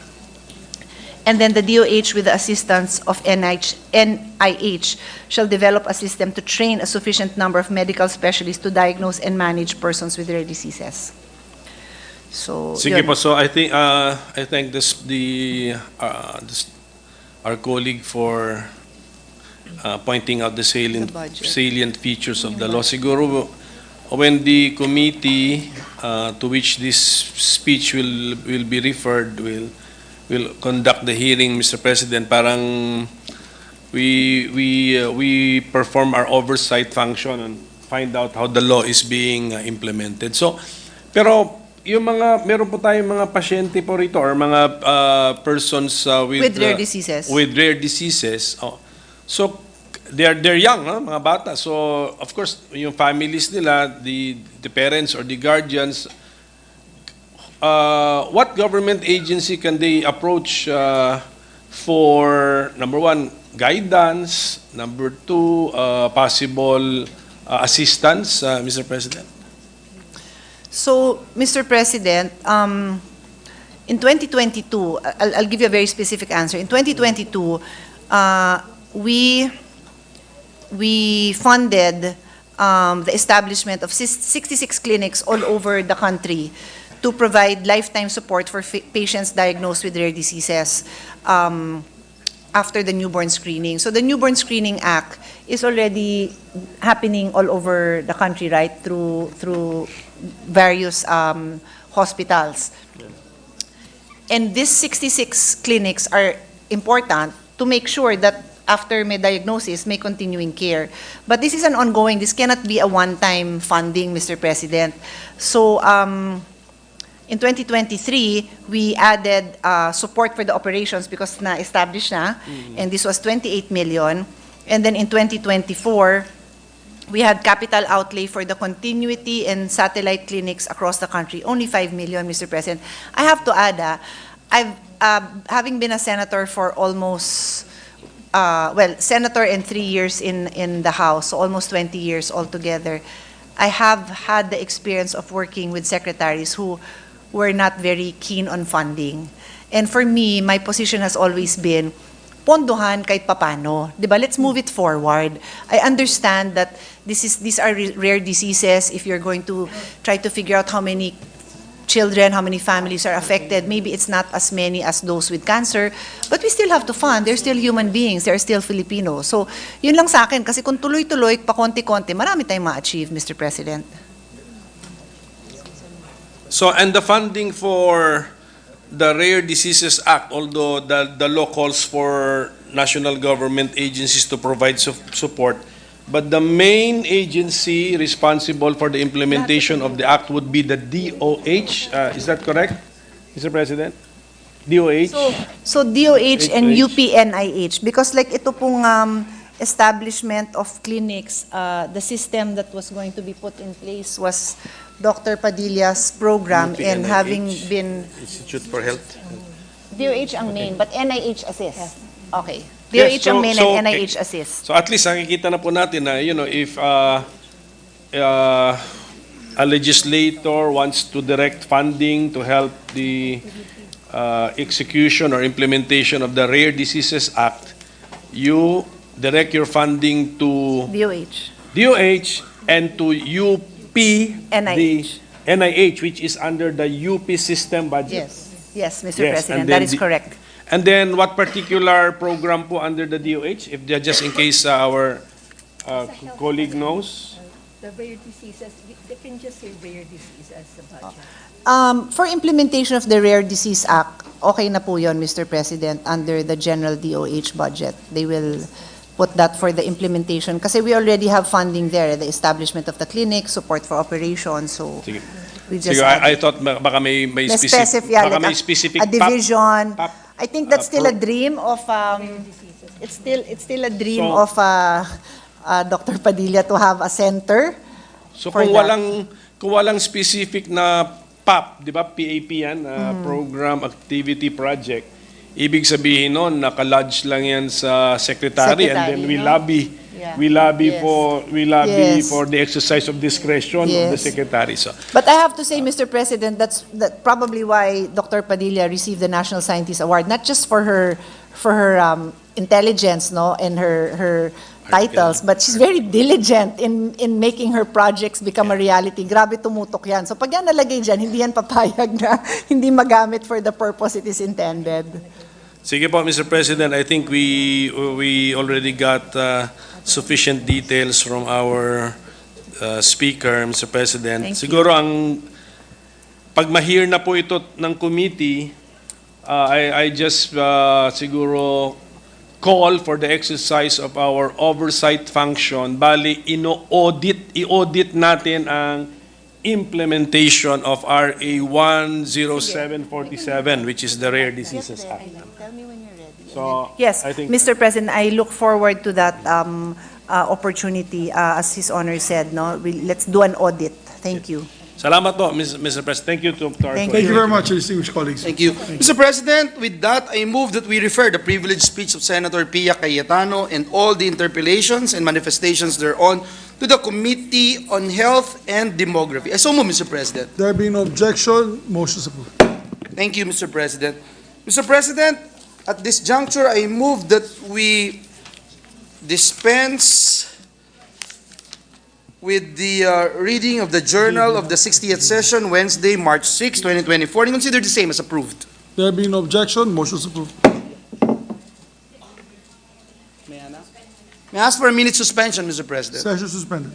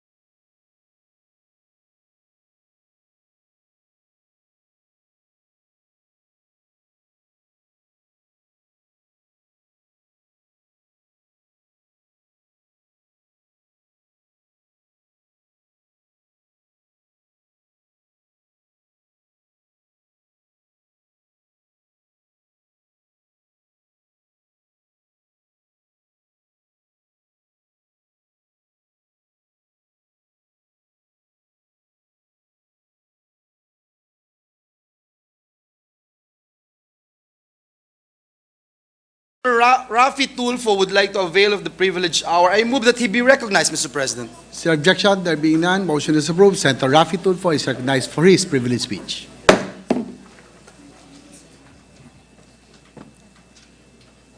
Thank you, Mr. President. Good afternoon, distinguished colleagues. Mr. President, today I come before this body as a son of Isabela and as a Filipino. Isabela is a humble giant of the Cagayan Valley region, widely known as the Rice Bowl of the North. Its land area is about 1 million hectares, is mostly dedicated to the production of our country's food staple, rice. With that said, I also come before this body as a Filipino. Kasi gaya ng bawat Pilipino, 3 beses sa isang araw ko kumakain ng kanin. But rice is not just food to us. We value and respect it as a form of nourishment. Tinanim ito sa ating isipan ng ating mga magulang. Sino sa atin ang hindi napapagalitan ng nanay natin tuwing hindi naubos ang kanin sa plato? Kada butil ay mahalaga. And that is why I'm here today with the same passion as my mother para pagalitan ng mga taga-NFA. Ang nangyari po sa NFA o National Food Authority ngayon ay ang pag-aksaya sa napakalagang bigas na sana'y nakalaan para sa mga nangangailangan nating mga kababayan. Ito ay nasasayang lamang kasi nagagamit ito para sa korupsyon. Ito mga inatasan natin na mga laga ng kaban ng bigas ay ang siyang nagnanakaw o nagpupuslit nito at binebenta sa mga traders para sila ay kumita. Mr. President, last week the Ombudsman suspended a battalion of NFA officials, a total of 139. The said suspension stemmed from the sale of 150,000 bags of NFA rice to traders as authorized by Administrator Roderico R. Bioco and Acting Assistant Administrator Engineer John Robert Hermano. This sale was without the approval of the NFA Council. This is not the mandate of the NFA. Una, ayon sa Rice Tarification Act, ang NFA ay taga-maintain ng buffer stock ng bigas para sa bayan at hindi pwedeng magbenta sa mga traders. Ulitin ko po, ayon sa Rice Tarification Act, ang NFA taga-maintain lamang ng buffer stock ng bigas para sa bayan at hindi pwede magbenta sa mga traders. And instead of selling to accredited market outlets of government agencies like the DSWD, Philippine National Red Cross, NDRRMC, LGUs, BGMP, among others, binenta sa mababang presyo ang NFA stock sa mga private traders at 25 pesos per kilo only. Under this circumstance, talo pong gobyerno at ang taong bayan nang umigit kumulang na 112 million pesos. Ang ganitong kalakaran ay matagal na. Sabi ni Jason Cainglet, Executive Director ng Samahang Industriya ng Agrikultura o SINAG, ang korupsyon sa NFA ay isang open secret. Pero gulat na gulat ang mga taga-agriculture sector dahil ang mga opisyal ngayon ng NFA ay nagiging mapusok at lantaran sa kanilang mga iligal na gawain. Noon, may bidding at auction pa. Ngayon, wala na. At pumipili na sila ng mga traders na gusto nilang biyayaan. Mr. President, sa aking pag-iimbestiga, ang lumutang ng mga pangalan ay mga NFA rice sales official na sina Alwin Uy, Charles Salingod, Max Torda, at isang nagangalang Navarro. At siyempre, ang leader nila ay walang iba kundi si Administrator Bioco. Paano po ba ang modus nila? Una po, nakakabili sila ng palay sa mababang halaga na 24 pesos at may dagdag na 2 pesos subsidy from the LGU bilang bahagi ng Palay Marketing Assistance Program for Legislators and Local Government Units o POLGO. So, nakukuha po ng NFA ang palay sa halagang 26 pesos. Tapos, ito po ipagigiling nila and they will pay it in kind or with rice mill products. Pagkatapos, itong Office of the Administrator ay maghahanap ng stocks na pwede nila ibenta. Inuutusan niya itong si Director Alwin Uy at Charles Alingod to identify stocks and instruct the Quality Assurance Officer to issue a laboratory analysis report na magdideklara na ang good stocks ay wala na sa maayos na kondisyon. At pag nakuhanan na ng mga lab report itong mga bigas na ito, Administrator Bioco and a certain Navarro will ask Alingod and Uy to negotiate the sale price to private millers. At sila na rin po ang kokolekta ng patong on behalf of Bioco and Navarro. At pag nagkasarahan na, they will issue rice sales to the millers gamit ang mga lab report na nagsasabing not fit for human consumption kuno upang mapababa ang presyo ng mga ito. Grabe ng galapalan sa NFA. Imagine, nagbebenta ng 150,000 bags of good rice, tapos yung mga nangailangan na ahensya, tinitipid nila.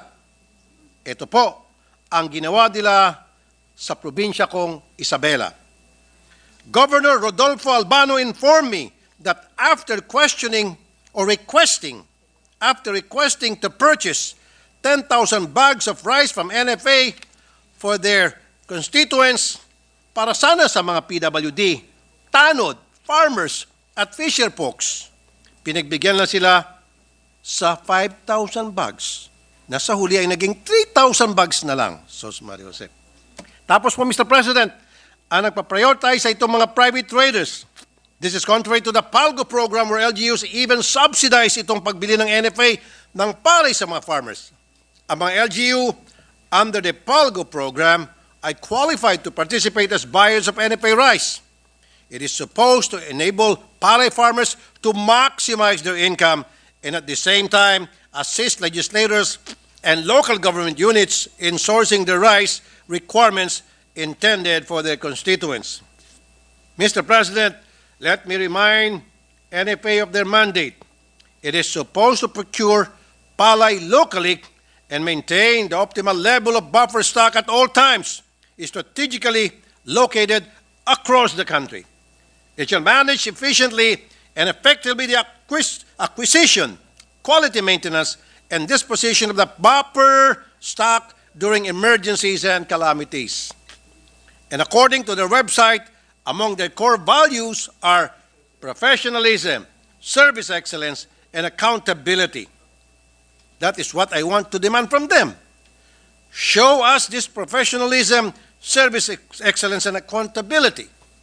Mr. President, I commend the chairperson of the Committee on Agriculture for already filing a resolution seeking the investigation of this matter. And when time comes, I want these NFA officials to answer my questions. Number one, ano ang basis nitong NFA sa pag-declare nitong mga bigas na not fit for consumption? At kung ganon, bakit nagbebenta pa din sa private traders? Number two, alam ko po ang stock ng rice.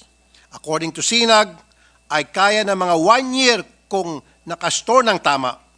Bakit ito mga naibenta ay ilang buwan pa lamang ay for disposal na? Number three, bakit walang public auction ito mga disposal ng rice? What is the basis of the COA resolution na sinasabi nila? Number four, bakit talamak na ang ganitong kalakaran sa NFA? At bakit tuloy-tuloy lang sila kahit ang dami na nating pinasang batas para ma-regulate ang buffer stock ng bigas para sa bayan? At sa huli, kapag nakaharap ko na kayong mga taga-NFA, itatanong ko din kung anong tinatanong sa akin ng nanay ko nung bata pa ako. Bakit kaya nagsasayang ng bigas? And lastly, si Bioco po, during the House hearing, he said that there was no irregularity in the sale. He said with a straight face in the House, well, I challenge you, Mr. Boko, come here in the Senate and repeat that to me. Maraming salamat po, Mr. President. Thank you, Senator Raffy Tulfo. Ako rin ay nalulungkot, Senator Raffy, bilang isang anak din na Isabela tulad ninyo, na Ako rin ang principal author ng Anti-Agricultural Smuggling Law noong 2016. Nung naipasa po natin yan dito, nag-shift naman to trading, to cartel, and profiteering. So hopefully, pag naipasa po natin ito, anti-agricultural economic sabotage, kailangan talagang maparusahan ang mga tulad nitong NFA administrator. So maraming salamat sa iyong paglabas nito bilang pagsuporta sa ating pong mga magsasaka. Majority Leader. Thank you, Mr. President. Also would like to be associated with the privileged speech of our dear colleague, Senator Rafi Tulfo. With that, Mr. President, I move that we refer the privileged speech of Senator Tulfo to the Committee on Accountability of Public Officers and Investigation and the Committee on Agriculture, Food, and Agrarian Reform. So move, Mr. President. Is there objection? There being none, motion is approved. Mr. President, may I ask for a minute suspension, Mr. President? Session suspended.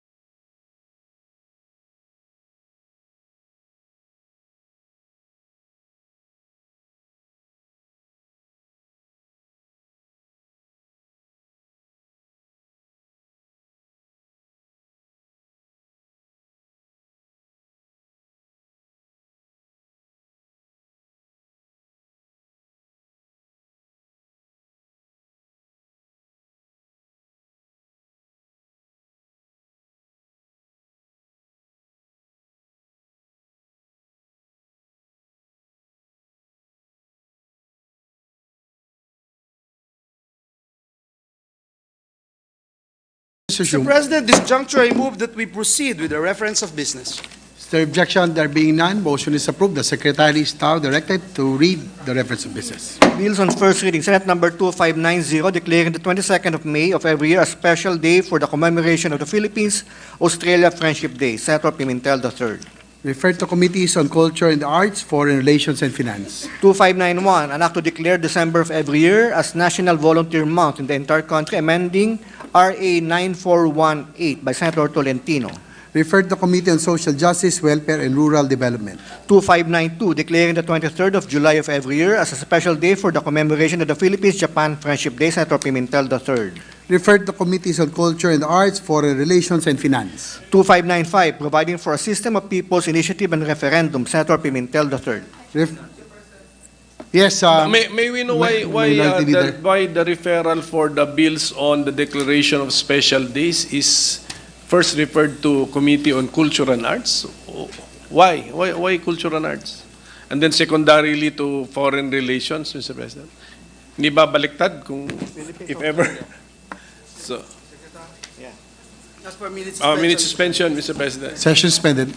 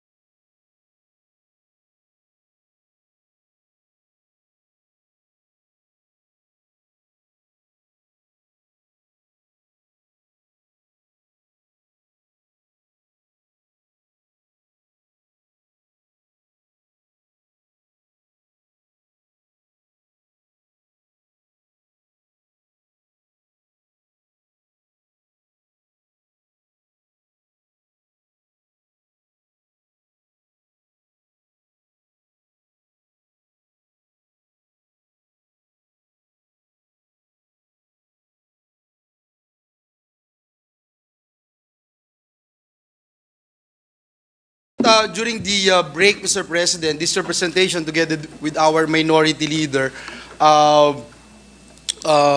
agreed to just refer this particular measure or measures at hand in the Committee on Rules, Mr. President, so that we can study further and find out the best possible committee to lead the proposed measure, Mr. President. The Senate, Yes, Minority Leader. just a proposed amendment that can we also apply the ruling of the chair or the suggestion of the majority leader to all of the previous bills I filed of the same nature. At least we have filed at least 5 said bills, Mr. President. So if we can just all refer them now to the Committee on Rules so that after study by the committee led by the majority leader, they can be referred to the proper committee. Mr. Yes, I would make that a formal motion, Mr. President, if that's the case. We join the sentiments and the intention of the minority leader to further study these particular measures in the Committee on Rules. So move, Mr. President. If there are no objections, motion is approved. Please proceed. Senate number 2595, an act providing for a system of people's initiative and referendum. Senator Pimentel III. Refer the committees on electoral reforms and people's participation and constitutional amendments and revision of codes. Resolutions. Proposed Senate Resolution number 954, directing the appropriate Senate committee to conduct an inquiry on the reported import smuggling of 2 Bugatti Chiron sports cars into the Philippines with an end in view of abating the outright smuggling of luxury cars by introducing remedial legislation as may be necessary. Senator Gatchalian. Refer the committees on accountability of public officers and investigations and ways and means. 955, urging the Senate Committee on Ways and Means to conduct an inquiry on the taxability of income payments to non-resident foreign corporations for cross-border services rendered to residents. Senator Gatchalian. Refer the Committee on Ways and Means. 956, directing the Senate Committee on Agriculture, Food and Agrarian Reform to lay the groundwork for an evidence-based consultative and comprehensive review of the implementation of RA 11203. Senator Ontiveros. Refer to the Committee on Agriculture, Food and Agrarian Reform. 957, resolution congratulating and commending the 10 awardees of the 2023 Philippine Resilience Awards for Women. Senator Legarda. Refer to the Committee on Rules. 958, congratulating and commending the 26 awardees of the 16th Ani ng Dangal Award. Senator Legarda. Refer to the Committee on Rules. Committee reports. Committee Report 214, jointly by the Committees on Finance, Sustainable Development Goals, Innovation and Futures Thinking, National Defense and Security, Peace, Unification and Reconciliation, Local Government and Civil Service, Government Reorganization and Professional Regulation, Senate numbers 2593, with Senators Cayetano P., Ontiveros, Tolentino, Revilla Jr., Estrada, Marcos, Angara, Pimentel III, Villanueva, Gatchalian, Villar M., and Legarda as authors. An act revising Republic Act number 9184, otherwise known as the Government Procurement Reform Act, and for other purposes. Recommending its approval in substitution of Senate numbers 556, 590, 618, 619, 692, 1023, 1123, 1802, 1803, 2272, 2466, and 2527. Taking into consideration House number 9648, Senator Angara. To the calendar for ordinary business. 215, jointly by the Committees on Justice and Human Rights and Finance on Senate number 2594 with Senators Padilla and Tolentino as authors. An act creating 3 additional Sharia judicial districts and 12 Sharia circuit courts therein, and appropriating funds therefore, amending Articles 138, 147, and 150 of PD 1083 as amended, recommending its approval in substitution of Senate numbers 2215, taking into consideration House number 8257, sponsor Senator Tolentino. To the calendar for ordinary business. 216, by the Committee on Justice and Human Rights on House number 8839, an act granting Philippine citizenship to Lee Duan Wang, recommending its approval without amendment, sponsor Senator Tolentino. To the calendar for ordinary business. 217, jointly by the Committees on Justice and Human Rights and Finance on House number 6582, an act creating 2 additional branches of the RTC in the 2nd Judicial Region to be stationed in Cabagan, Isabela, and appropriating funds therefore, amending Section 14 of BP 129 as amended, recommending its approval with amendments, sponsor Senator Tolentino. To the calendar for ordinary business. 218, jointly by the Committees on Justice and Human Rights and Finance on House number 6583, creating 3 additional branches of the RTC in the 10th Judicial Region in San Jose, Dinagat Islands, and 2 additional branches of the Municipal Trial Court in the 10th Judicial Region in San Jose and Basilisa, Dinagat Islands, appropriating funds therefore, amending Section 14K and Section 30 of BP 129 as amended, recommending its approval with amendments, sponsor Senator Tolentino. To the calendar for ordinary business. 219, jointly by the Committees on Justice and Human Rights and Finance on House number 6584, creating 1 additional branch of the RTC to be designated as a special court for drugs cases in the 8th Judicial Region to be stationed in the city of Baybay, Leyte. Appropriating funds therefore, amending Section 14I of Batas Pambansa Bilang 129 as amended, recommending its approval with amendments, sponsor Senator Tolentino.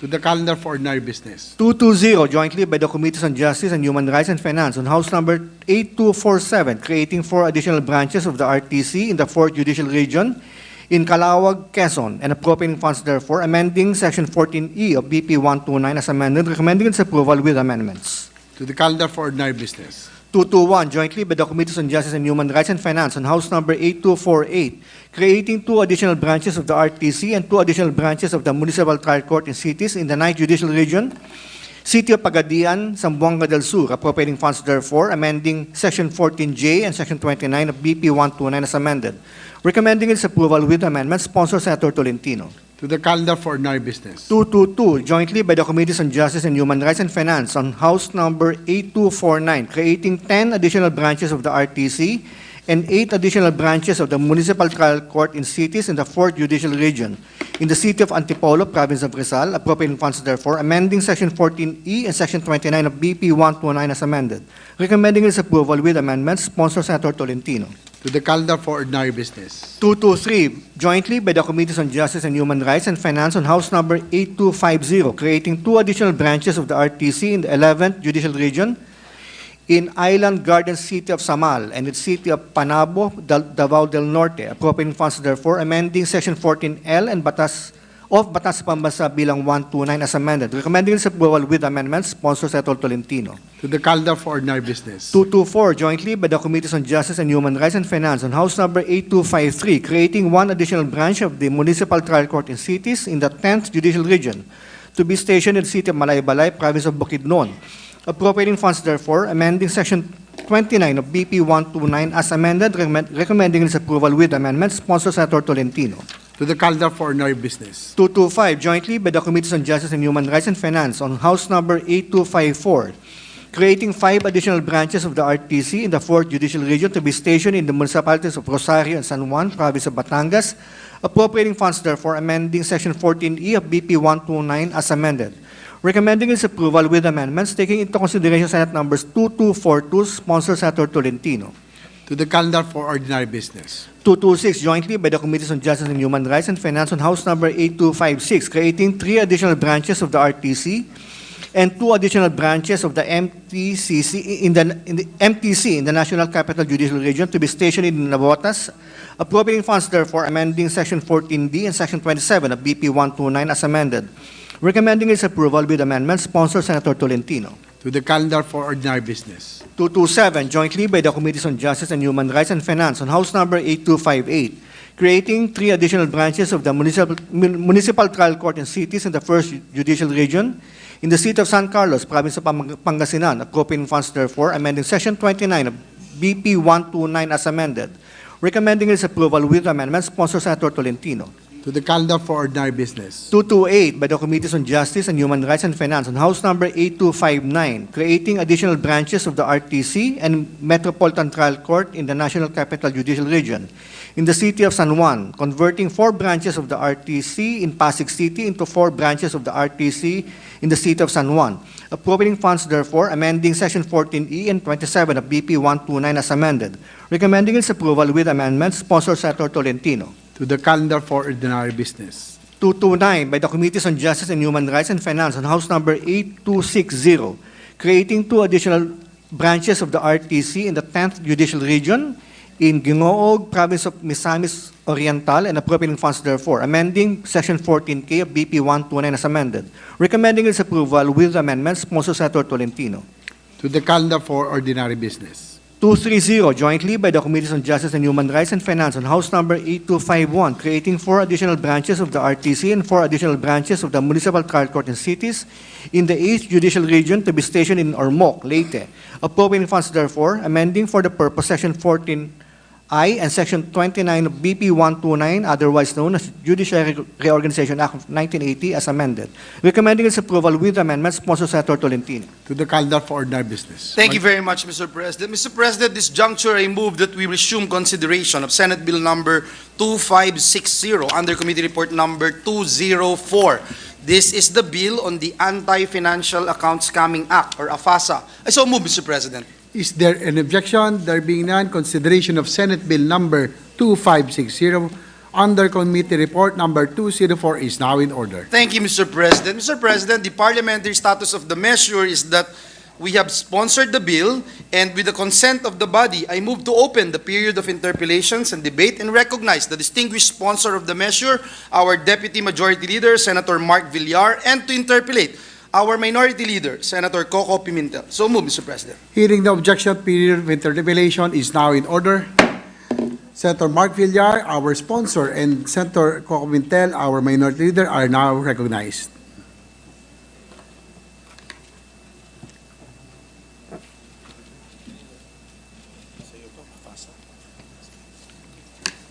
Thank you, Mr. President. Thank you, Mr. President. With the permission of our sponsor,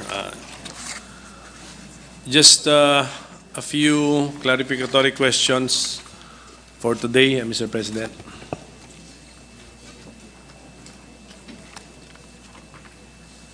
Can we proceed? Yes, please proceed, Mr. President. Sorry. Mr. President, I have been informed by my staff that we already have laws that intend to protect the public against online banking and financial scams. Is this also the objective of this law, Mr. President? Of this bill, Mr. President? Well, this gives additional teeth that are currently, and additional powers that are currently unavailable with the existing laws. Specifically, the ability of the BSP to suspend an account should it be found that there are any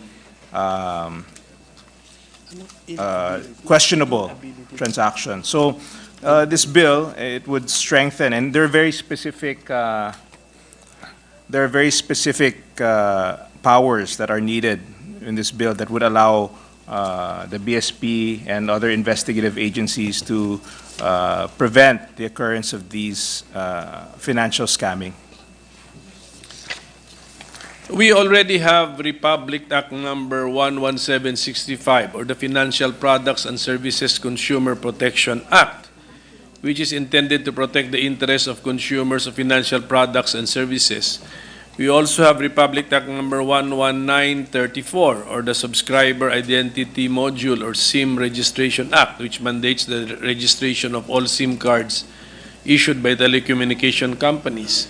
We also have Republic Act number 10175, or the Cybercrime Prevention Act of 2012, which has been the primary law that punishes illegal and abusive internet-related crimes, including financial cybercrime. So is this bill intended to amend any or all of the three laws, Mr. President? This is intended to complement the existing laws. As these existing laws are focused on crimes and transactions involving the attacks on IT systems and infrastructures.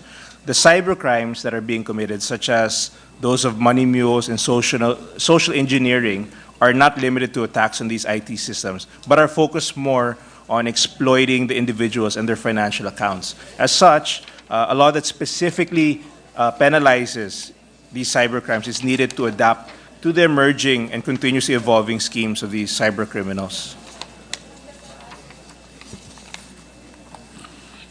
So are we introducing new crimes or offenses in the bill, Mr. President? Yes, we are. The use of money mules is something that was not originally contemplated with these bills. So these are new circumstances that are arising, and they're being used as a means to perpetuate these crimes. So not only will it strengthen, it will also add penalties. So may we know the new crimes or offenses being introduced in our bill? Yes, we have what we call these social engineering schemes. So these are specifically designed, for instance, you have phishing, vishing, where they use voice or SMS to mislead potential victims. So these are acts that are mentioned in this new bill. They're such as there's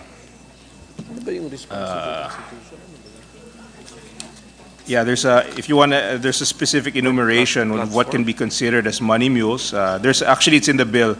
It's quite extensive, the definition, but basically it's a person who will be considered. It will be considered a mule if he obtains, receives, acquires, keeps, transfers, or withdraws money or funds or proceeds known or ought to be known through original diligence that the money, funds, or proceeds are derived from crimes, offenses, or social engineering schemes. So these social engineering schemes are mentioned in this bill, and these are the acts that we really have to create additional laws and increase and reinforce the existing laws in order to prevent it from occurring, as they're becoming more and more prevalent nowadays. Section 4 of the bill, Mr. President, is about prohibited acts, and then it is structured this way. There is a subparagraph A, money mule, subparagraph B, social engineering schemes, and subparagraph C, economic sabotage. Are these three crimes, Mr. President? These are three acts that are leading to the crimes. So money mules, money mules are basically a person or perhaps an account that is used in order to perpetuate the crime, and it's something that is defined in this law, and I think it's necessary in order for us to enforce the prevention of these acts. So also social engineering schemes. These are when people are falsely representing. They have a scheme to falsely represent themselves to potential victims. And then, of course, you have the economic sabotage, where it's also using these technologies to mislead people en masse in order to perpetuate a financial scam. So a person who will be charged under paragraph A can no longer be charged under the other paragraphs, Mr. President? They can still be charged. They can still be charged. No, for the same act, Mr. President. For the same act, he can be charged under multiple sections of the bill, Mr. President.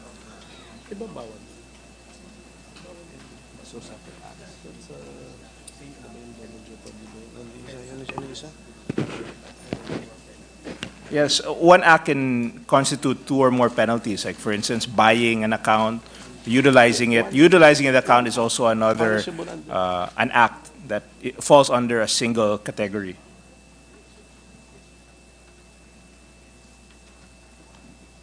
Can we have an example, Mr. President, of a specific act, Mr. President, which can fall under Section 4 under more than one paragraph, subparagraph, Mr. President?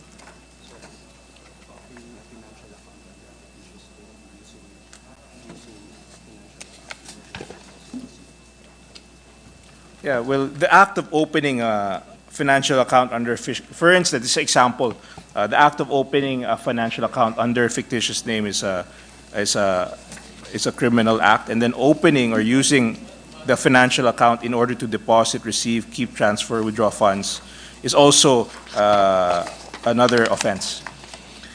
So the act of that, because okay, there are two acts there, Mr. President. So the act of opening a financial account under a fictitious name is punishable under Section 4B1. Is that correct, Mr. President? 4A2, and then 4A1. Opening a financial account under fictitious name is under 482, and then using or allowing the use of financial account in order to deposit is 4A1.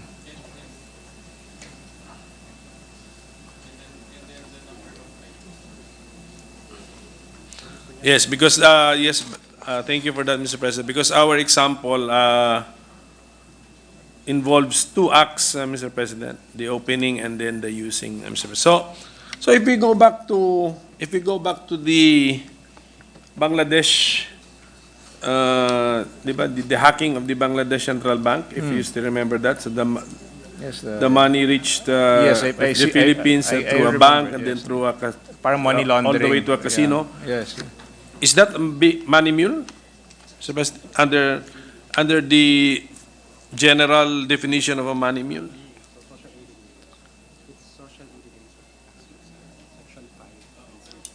I think it would fall under Section 5, social engineering scheme. Sorry. Wait, sorry, Section 4B. Sorry. Social engineering schemes. Yeah, and economic sabotage.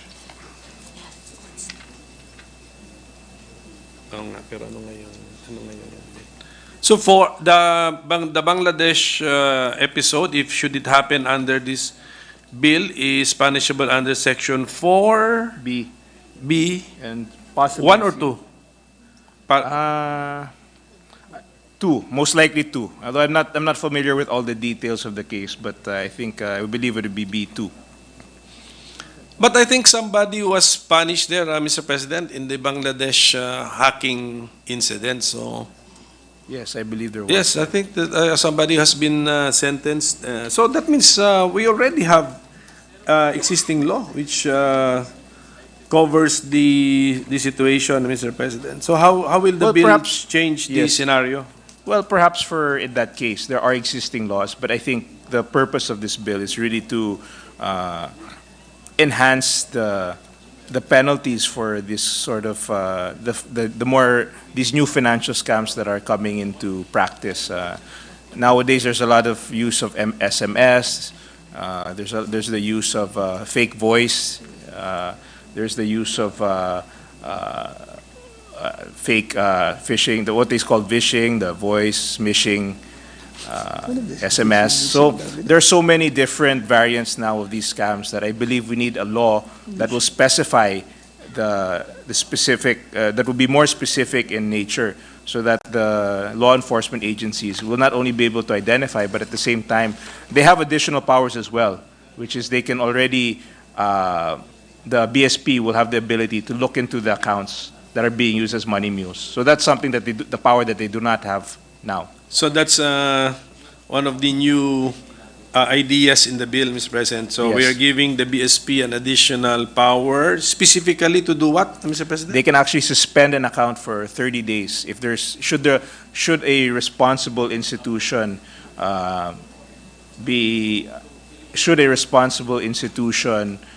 be able to say that there's a suspicion that there's an act being perpetrated.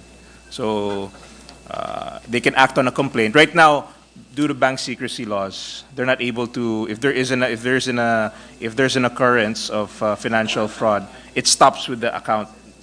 They cannot look into it any further. But now, if there's a suspicion, they can suspend it for 30 days. But of course, and it can only be extended through a court order.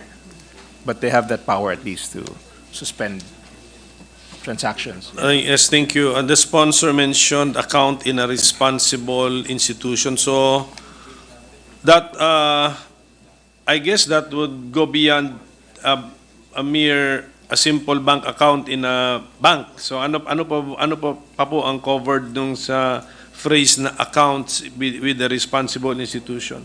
Sa panahon ngayon, ano na po yung anong ibig sabihin nun? We have e-wallets now. E-wallets, Yes, we have other instruments, financial instruments now aside from our accounts. I guess that's why it's important that we create this law so that we can update, given all the new financial instruments that are digital in nature. I think there's a need to update the existing definitions and to give more teeth and more power to the institutions to enforce these laws against financial scamming.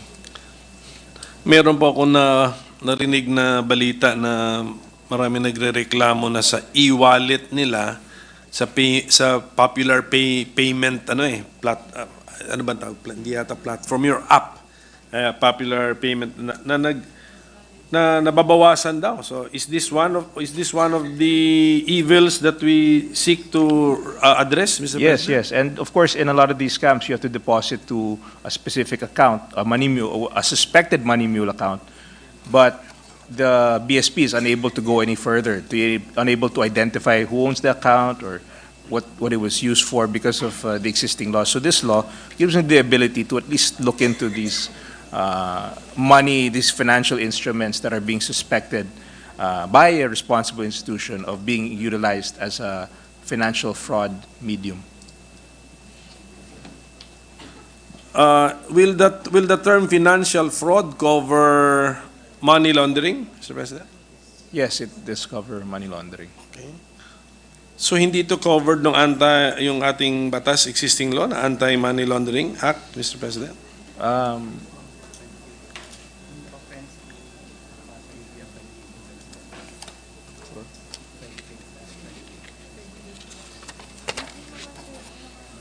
Naintindihan ba natin? Social engineering.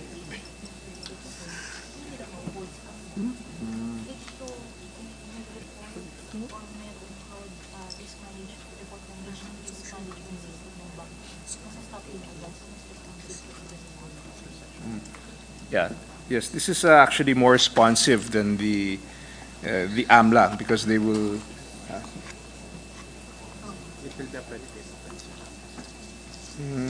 So what?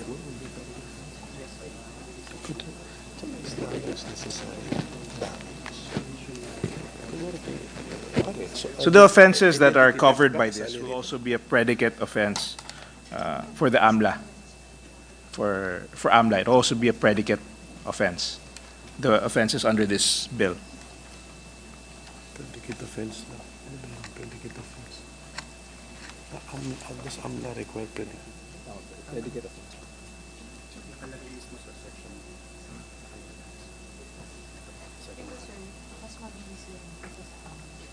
Why?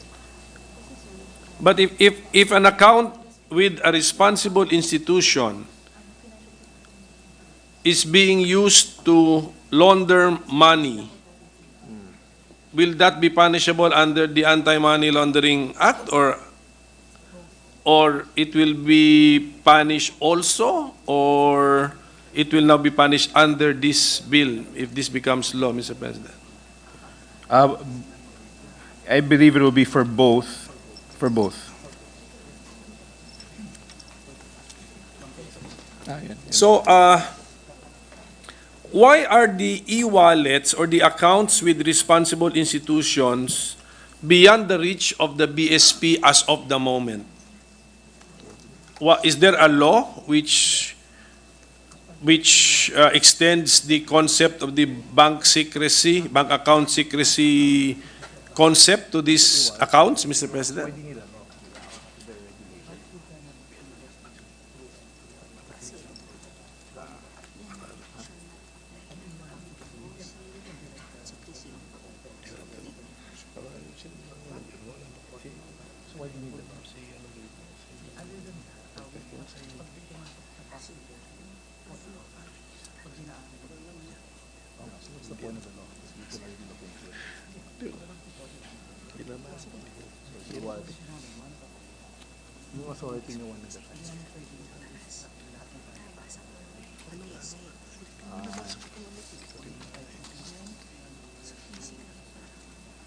Yes.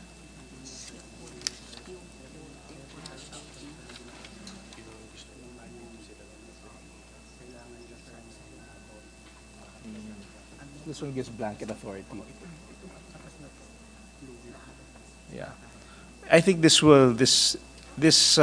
law will make the enforcement more fluid because it gives them blanket authority over checking these accounts. Now, of course, right now, actually, the e-wallet, they can instruct, but they can instruct the company to open it. But again, they can't look at it through and they can only do it one at a time. This gives the BSP a blanket authority. It allows them to really see the trail. It's very important to see the trail of transactions when it comes to these sort of offenses. There's really a money trail, and in order for them to find out, to really trace the perpetrator, it's necessary for them to speed up the process. It's necessary for them to have this blanket authority as provided for in this bill. Kasi when I use this payment app, this popular payment app, which has an e-wallet, yun yung account dun, ano? The account in the payment app is called an e-wallet. That is not a bank account, it's an e-wallet. And then I think there's a announcement there that the payment app is supervised by, I don't know, under the jurisdiction of or regulated by the BSP.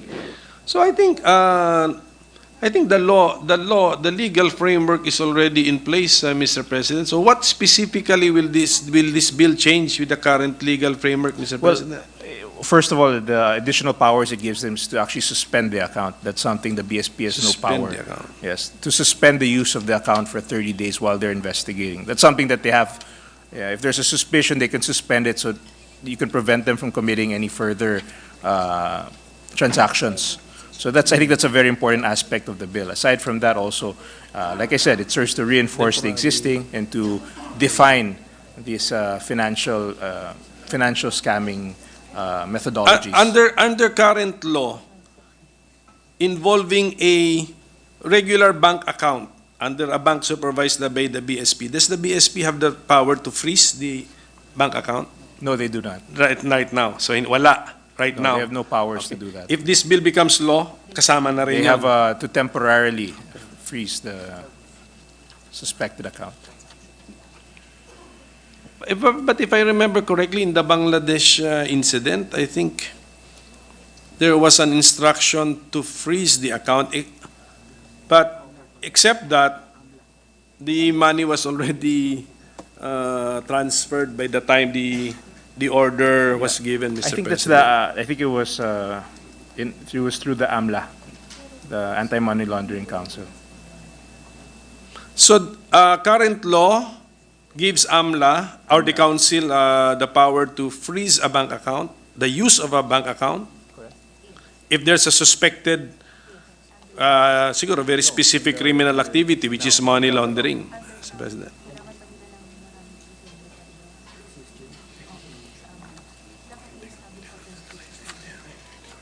Currently, there's more procedures before they can. There's some procedures before they can suspend account. And they have to establish first a predicate for doing so. Predicate offense for doing so. So it's really it's a more tedious process.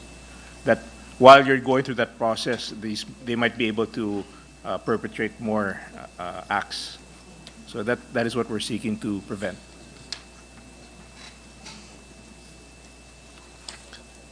May we know what's happening, Mr. President, on the ground ba ngayon? Kasi Ako kasi I try to simplify my digital life, Mr. President. I just stick to one payment app, etc., and then one bank. So but what's happening on the ground now? What are the complaints by our citizens which we will address, Mr. Yeah, President? you know, there's so many different types of fraud. I was just recently, just earlier today, I was speaking with a friend that you know, they would fake these documents for online payments for a certain restaurant, and then you would pay, and it would go directly to some account or some e-wallet or some, and then eventually to some account.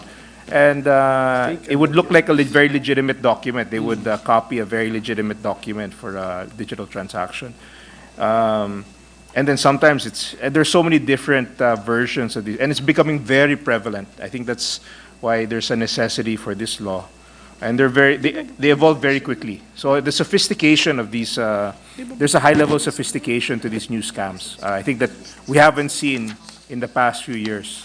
And I think it's something that has to be addressed. There are people who, you know, they give their life savings, yung panggamot nila, yun ang ginagamit nila pambayad sa mga financial scams. So nagiging talamak na po ang financial scam. So the example of our sponsor is there is a web page, ganun ba yan? Web page. That's one example. Yes, one example. And pretending to be preventing, for instance, when you order food online, okay, the fake a certain and then you'll pay, but it doesn't go directly to the it doesn't go directly. Your payment goes the payment doesn't go to the restaurant. It goes directly to the person who pretends to be the restaurant. I mean, it's that's just one of many different scams.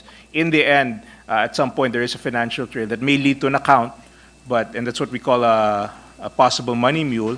But of course, once it reaches that account, it stops there. Wala na. It's protected under existing bank secrecy laws. So the investigation has a hard stop upon reaching the account. So at least this gives the BSP the ability to at least suspend or look into that account, who owns it, and it doesn't become a dead end for the investigators. So if the destination account happens to be a bank account, we are now empowering the BSP to freeze that account and temporarily for 30 days, and then 30 days? 30 days maximum. And of course, during the 30 days, the BSP will have to do something, di ba? To look into the account. Yes. And then the trail. So are we in effect amending or lifting the bank secrecy law indirectly? Limited, yes, in a limited way, yes. Did we make it very clear in the bill that we are? Yes, it's in the bill. The language in the bill states as such that it amends, grants an exception to the money, to the AMLA and the bank secrecy law.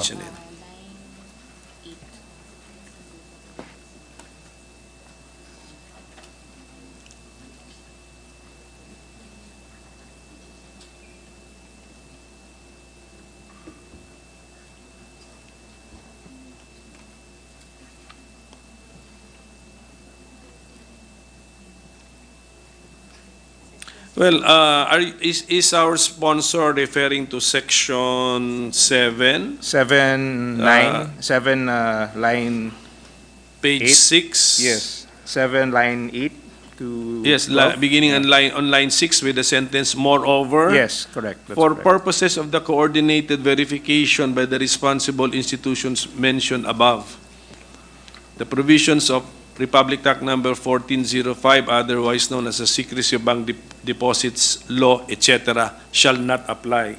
So, that is for the purpose of coordinated verification. Now, what does that mean, Mr. President? Verification of the nature of this account, if it's being used for a financial, or if it's part of a financial scam. To perhaps trace who the person is who's perpetuating the scam, and if indeed, yes, the trail of accounts, who's behind it. Because the word used is, the words used are coordinated verification. Siguro mas, the important word there is verification. So it's limited to verification. I mean, the BSP still cannot look into the transactions of the account. So the bank secrecy law will not apply up to that extent, up to the point where the BSP will now verify who the real account But I think that's owner a, is or that- holder? I think that's a major aspect, the verification of the account holders, a major component of the investigation. If, obviously, in order to move the case forward, there has to be some kind of, we have to have some knowledge of who this account, and to verify whether or not the account is just being, if the owner of the account is being used by some other entity, or whether the account owner himself is involved with the crime. So I think it's, when you say verification, just to find out who the owner is and what is the nature of their account, I think that's a very important part of what may be the investigation of a potential financial scam. Is that the current interpretation and implementation of the secrecy of bank deposits law? That the BSP cannot even get the name or the information on the identity of the Yes, account? they cannot. Holder, they cannot. They cannot. Akala ko kasi sa you cannot look at the balance. You cannot look at the transactions, but even the name Yes, of the account the BSP holder? has informed us that they cannot. Okay, so are we changing the rule only to that extent? Yan ba yung meaning ng coordinated verification, that at least the name of the owner or account holder will be revealed, Mr. President? Yes. It's also in Section 12, wherein the responsible can coordinate with a BSP and law enforcement agency. So it'll be a coordinated response and a coordinated investigation. That's what I mentioned earlier. When it hits the account, because of the secrecy laws, it hits a roadblock. They can pursue no further because the identity of the owner is being protected.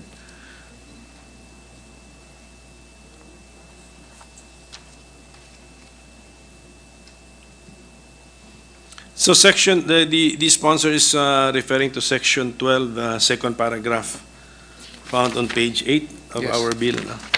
Yes. The BSP shall have the authority to examine and investigate individual financial accounts, e-wallets, or other financial accounts which are involved in the prohibited acts and other offenses under sections 4 and 5 of this act. That's the first sentence of the second paragraph. So, will this sentence extend to the regular bank accounts that we are all familiar with, Mr. President? Yes, it will. So kasama na. Okay.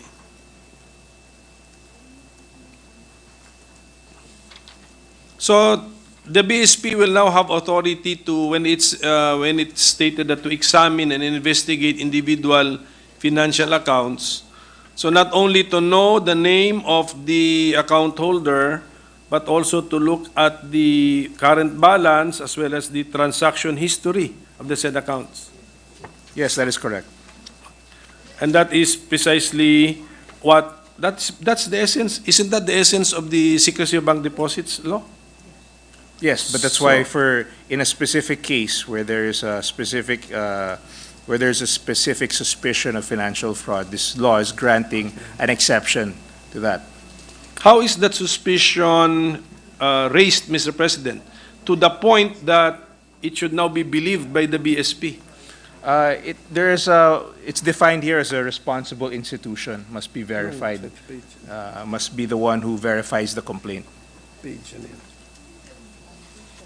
And again, it's not permanent, so there is a 30-day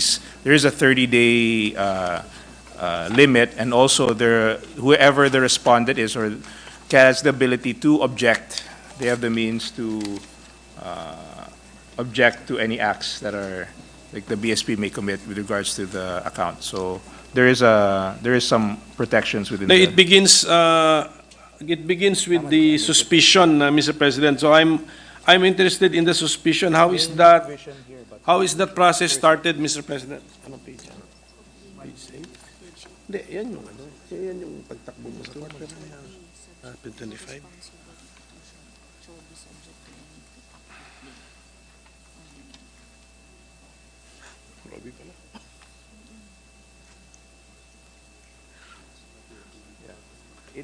If you look at Section 7, there's a specific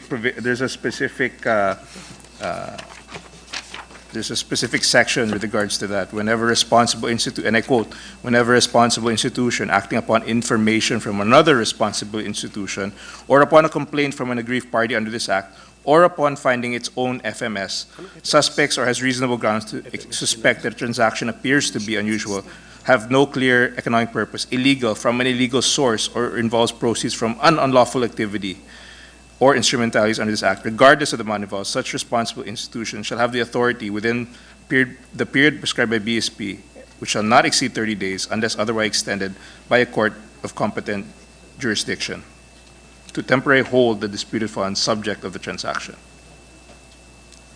And then goes on further. So Hindi po ba yung suspicious activity na concept nasa anti-money laundering law na po yan? So parang ang binago lang natin dito is regardless of the amount involved. So are we also indirectly now waiving the amount, the minimum amount or the threshold amount mentioned in the anti-money laundering law? yeah, I think the money law, there's no threshold amount in this investigation. In money laundering, I think there's a threshold amount. Yes. Here, there's no threshold amount. Yes. Will this not now amend? Kasi if money laundering is one of the offenses which can be investigated, so are we now dispensing with the minimum threshold amount in the suspicious on the mandatory? I think the mandatory reporting yan eh. Yes, I think yes. that's a mandatory. So we are waiving that, Mr. President. I think Kanina to, sa'yo? I think when you talk AMLA, they have specific conditions, the 500, less than 500,000. This one is for a different purpose and has a different... But it can cover money laundering, di ba? Yes, if that's it can cover money laundering. If that's it can cover money laundering. It's a predicate offense. Mr. President, may we be clarified on the predicate offense mentioned by our sponsor? Is this bill structured like like plunder, Mr. President? There is a predicate offense, or like the old anti-terror law, where there are also predicate offenses? Is this how this bill is being structured? There is a predicate offense? The predicate offense is where the money came from. Under Predicate offense? yeah. It's a definition.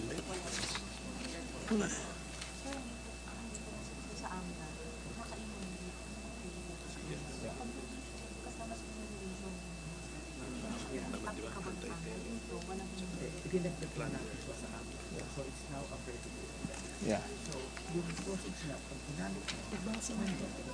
Okay. Yeah.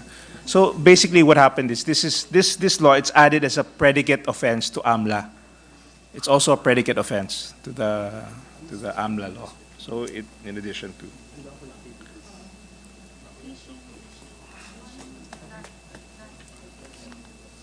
Predicate offense in the sense that you can violate this bill, this law, and then you still violate the money laundering law. Is that being used in that concept? Yes. Okay. But we are actually providing a new separate offense, Mr. President. Tama? Yeah. By I think it's also important to know these specific financial scams are not identified under the existing AMLA laws, so there's not a predicate law as of now. So when you talk about phishing, vishing, smishing, they're not defined as a predicate offense in AMLA currently. So now they will become a predicate offense in AMLA. predicate offense.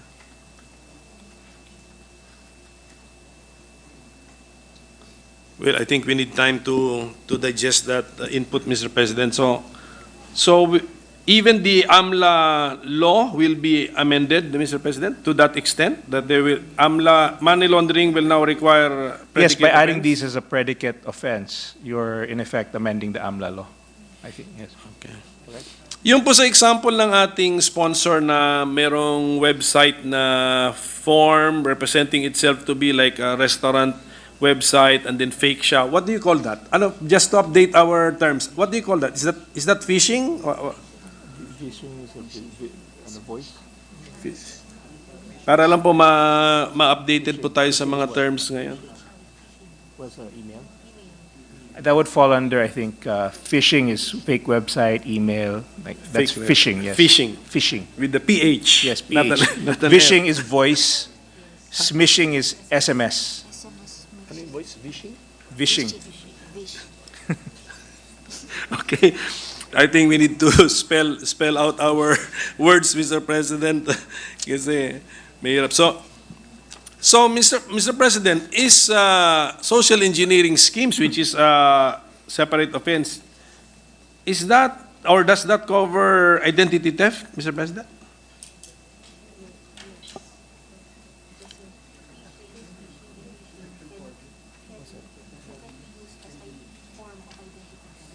Yeah, depending on the scheme, it can be used as a form of identity theft because you're essentially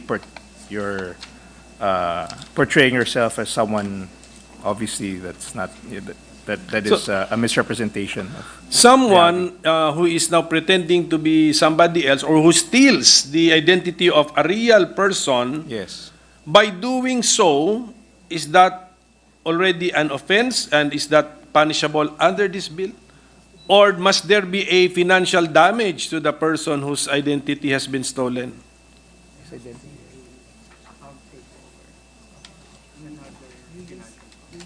But is it existing in the law now? Is that illegal now?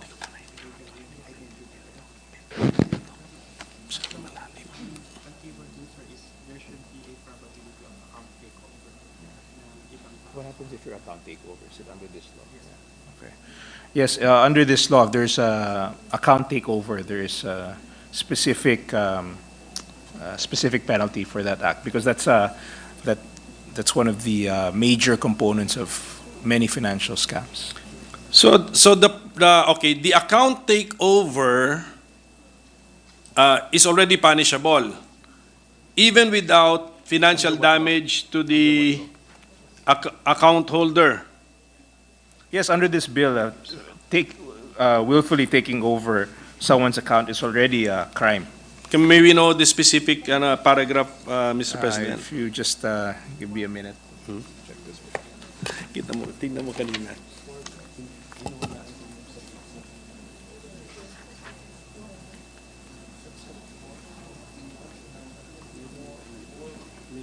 What section is this? Section 4. If you look at Section 4B, it's under social engineering schemes. Any person performing any social engineering scheme shall be penalized under this act, and social engineering shall be deemed committed when a person performs any of the following: makes any communication to another person by misrepresenting oneself as a representative of a responsible institution, or making any false representation to solicit financial account information that may result or resulted to account takeover. That's what. Okay, so because something was fished from the account holder, which now allowed the account takeover. But if it's through hacking, with the criminal who took over the account did not need any information or cooperation of the account holder, but using technical means through hacking, is that also? I think there in the cybercrime law, there's specific laws for hacking. That's already when I spoke earlier about specific attacking the IT infrastructure.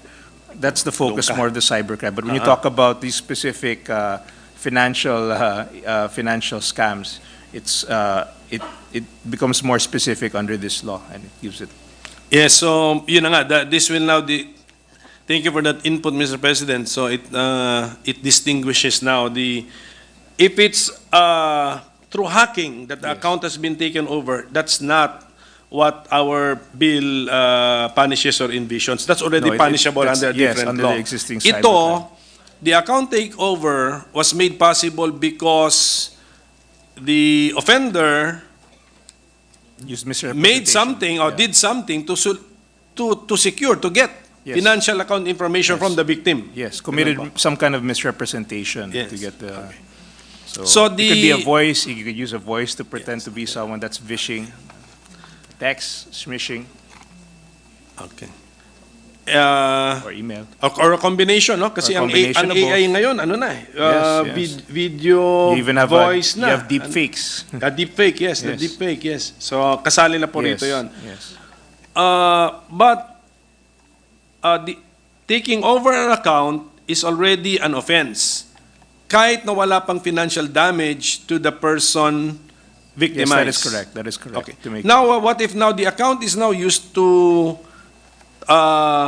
anong tawag mo doon?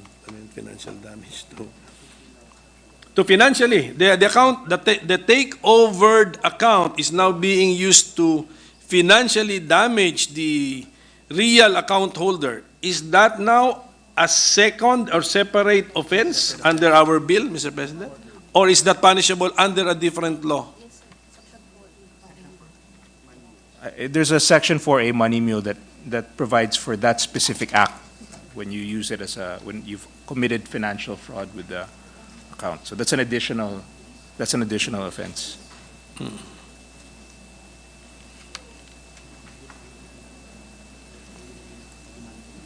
What particular, because 4A has how many subparagraphs also, Mr. President? I think 6 subparagraphs, Mr. President.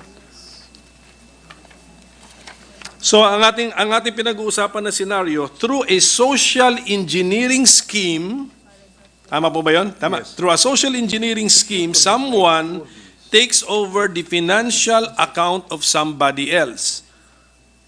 Crime already under Section 4B. Now, wala pang financial damage dun sa ano eh. Now, if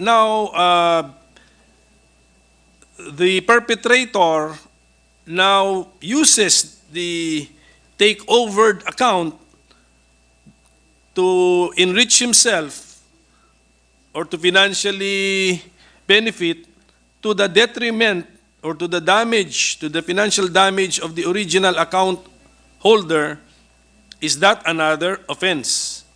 And if the answer is yes, may we know what particular section, Mr. President? Yeah. Each step of the way here is a punishable offense. So if you look at Section 4 under Prohibited Acts, A, money mule, it gives different acts that can be considered as a money mule, which includes opening a financial account under a fictitious name, selling one's financial account in order to receive, keep, withdraw, transfer, withdraw funds. So these are different offenses. These are different acts, different offenses.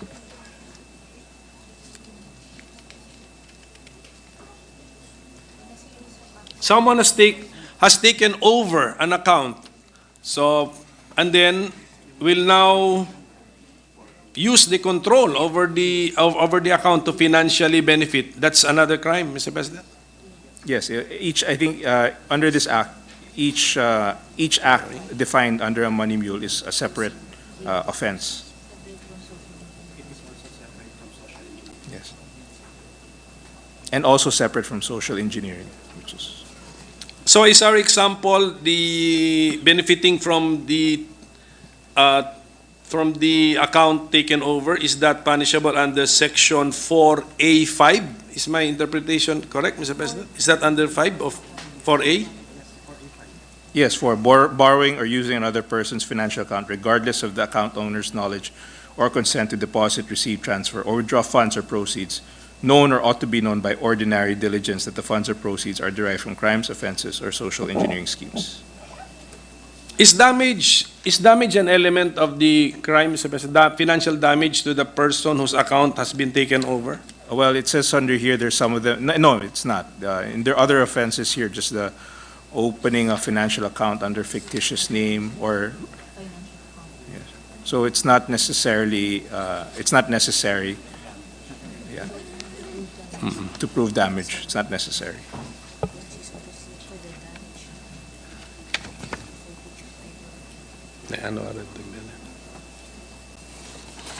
Well, Mr. President, this is a very interesting bill, Mr. President, and a modern one at that, Mr. President, because the concepts are very modern, and this governs only the digital world, Mr. President. No? This bill will operate only at the digital level, Mr. President.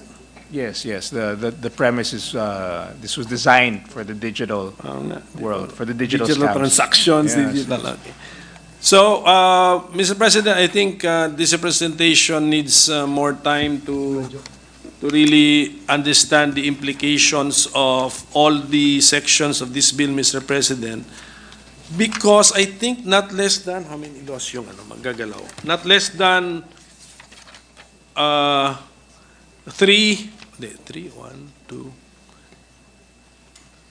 not less than 4 laws are going to be affected, Mr. President. And the extent of what is the extent of the effect? I do not know, Mr. President. Is it amended, repealed, or just temporarily not to be applicable? And these are the laws, Mr. President, specifically mentioned in Section 7. RA 1405, Secrecy of Bank Deposits Law. RA 6426, Foreign Currency Deposit Act. RA 8367, the Revised Non-Stock Savings and Loan Association Act of 1997.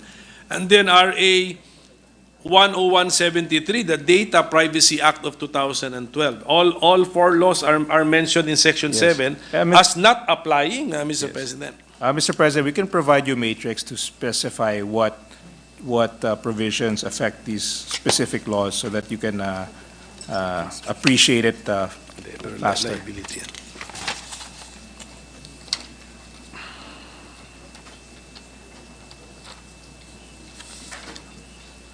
So with that, Mr. President, may this representation request for additional time, or more time to study the bill, Mr. President, and if I could suspend my interpellation for the moment, Mr. President.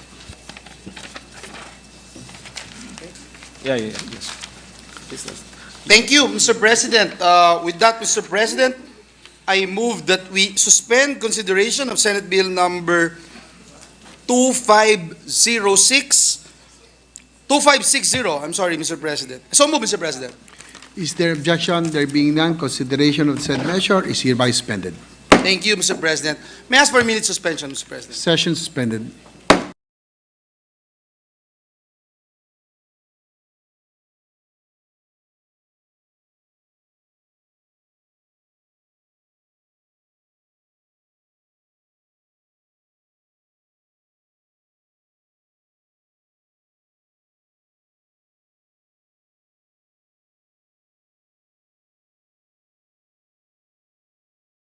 Mr. President, at this juncture, and with the permission of the body, at sa ating pinunong mayorya at sa lahat po ng namumuno at lahat po ng kabilang sa bulwagang ito na bumubuo sa Senado ng Republika ng Pilipinas. Mabuhay po tayong lahat, mga kasama, kaibigan, kapatid at kalaban. Sa init ng usapin na ito, natural lamang po na mayroon tayong makalaban sa paninindigan.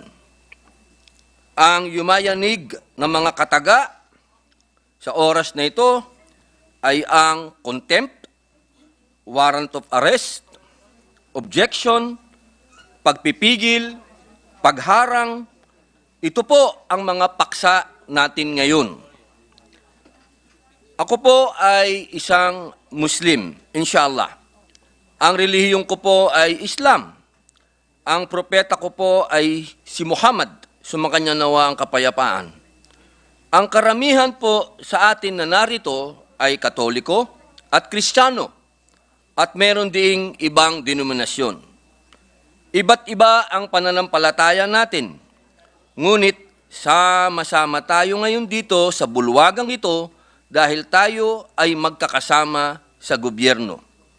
Hinalal tayo ng taong bayan upang pagtibayin ang saligang batas na nagbibigay sa kanila ng proteksyon sa mga kalaban ng inang bayan. Wala pong kinalaman ang relihiyon o ating pananampalataya sa trabaho natin dito. Ang ating relasyon sa Panginoong may likha ay para lamang sa mga sarili natin. Ang posisyon na ating sinumpaang gagampanan ay nahubog sa kapayapaang inaasam ng taong bayan. ang natatanging daan upang makamit ang katahimikan patungo sa pag-unlad ng kanilang mga buhay at kinabukasan. Ang kapayapaan sa ating inang bayan ay lagpas 50 taon nang binahiran ng karahasan, hindi lamang sa malalayong lugar, kundi sa ating mga syudad. 5 dekadang bumalot ng takot, pangamba, at huwad na pag-asa. Minsan nang nagkaroon ng karumal-dumal na ganap sa organisasyon ng armadong pakikibaka ng CPP-NPA. Libo-libo ang pinaniwalaang pinaslang dahil sa paghihiwalay ng doktrina ng Maoist at Leninist. Hindi ito nagkaroon ng formal na pagdinig diso sa sangay ng lehislatura at hudikatura. Naging matahimik ang gobyerno sa kasaysayan na ito. Ngayon po na muling nagkaroon ng panibagong yugto ang armadong pakikibaka, libo-libo ang nagbalik loob kasama ang tinatawag na teenage rebels, masa, pasabilis, magsasaka, maglulupa at manggagawa dahil sa pangako ng pangalawang pagkakataon na igagawad ng NTF-ELCAC. Noon pa man, kasama po tayo ng gobyerno na umiikot sa mga malalayong lugar upang hikayatin ang mga nailigaw ng landas at lumaban sa ating gobyerno. Nagtagumpay po tayo sa ating misyon at bilang pagpapalaganap ng magandang naratibong ito, nakagawa pa tayo ng pelikula upang magamit ito laban sa mga nagpapakalat ng propaganda na hanggang ngayon ay bumibiktima pa rin ng mga estudyante, mga bata. Isa na po rito ang pumanaw na si Hannah J. Cesista, isang abogado na kasama po sa mga napaslang sa engkwentro sa pagitan ng pamahalaan at mga rebelde sa Bohol. Itinampok po natin sa pelikulang pinamagatang Memoirs of a Teenage Rebel sina Ivy Lynn Corpin at Ira, anak ng isang commander, mga kababaihang naging biktima ng pamumulestya, pang-aabuso, panghahalay ng kanilang mga kasamahan sa kanilang organisasyon. Makailang beses na pong umalingaw-ngaw ang tinig ng mga babaeng biktima na ito dito sa loob ng bulwagan ng Senado sa mga isinagawang pagdinig po noong nakaraang Kongreso at maging sa kasalukuyan sa komite ni Senador De La Rosa ukol sa nagiging recruitment sa mga kabataan ng mga komunistang grupo. Sa likod ng mga kaganapang ito, meron pong isang tao na gumamit ng kanyang lakas, enerhiya at kasangkapan upang manindigan at magpakalat ng impormasyon kung bakit hindi nararapat na maligaw ng landas ang ating mga kababayan. Siya po ay si Pastor Apollo Kibuloy. Gamit ang network ng SMNI, siya lamang din po ang kaisa-isang pumayag na mag-ere ng pelikulang Memoirs of a Teenage Rebel upang makapaghatid ng mensahe sa mga kabataang tinatarget po upang maging bahagi ng armadong pakikibaka. Gayun din ang idinulot po nitong hudyat para sa NTF-ELCAC sapagkat nagkaroon po sila ng plataforma upang maihayag ang kanilang tagumpay sa inaatang na misyon sa kanila ng pamahalaan.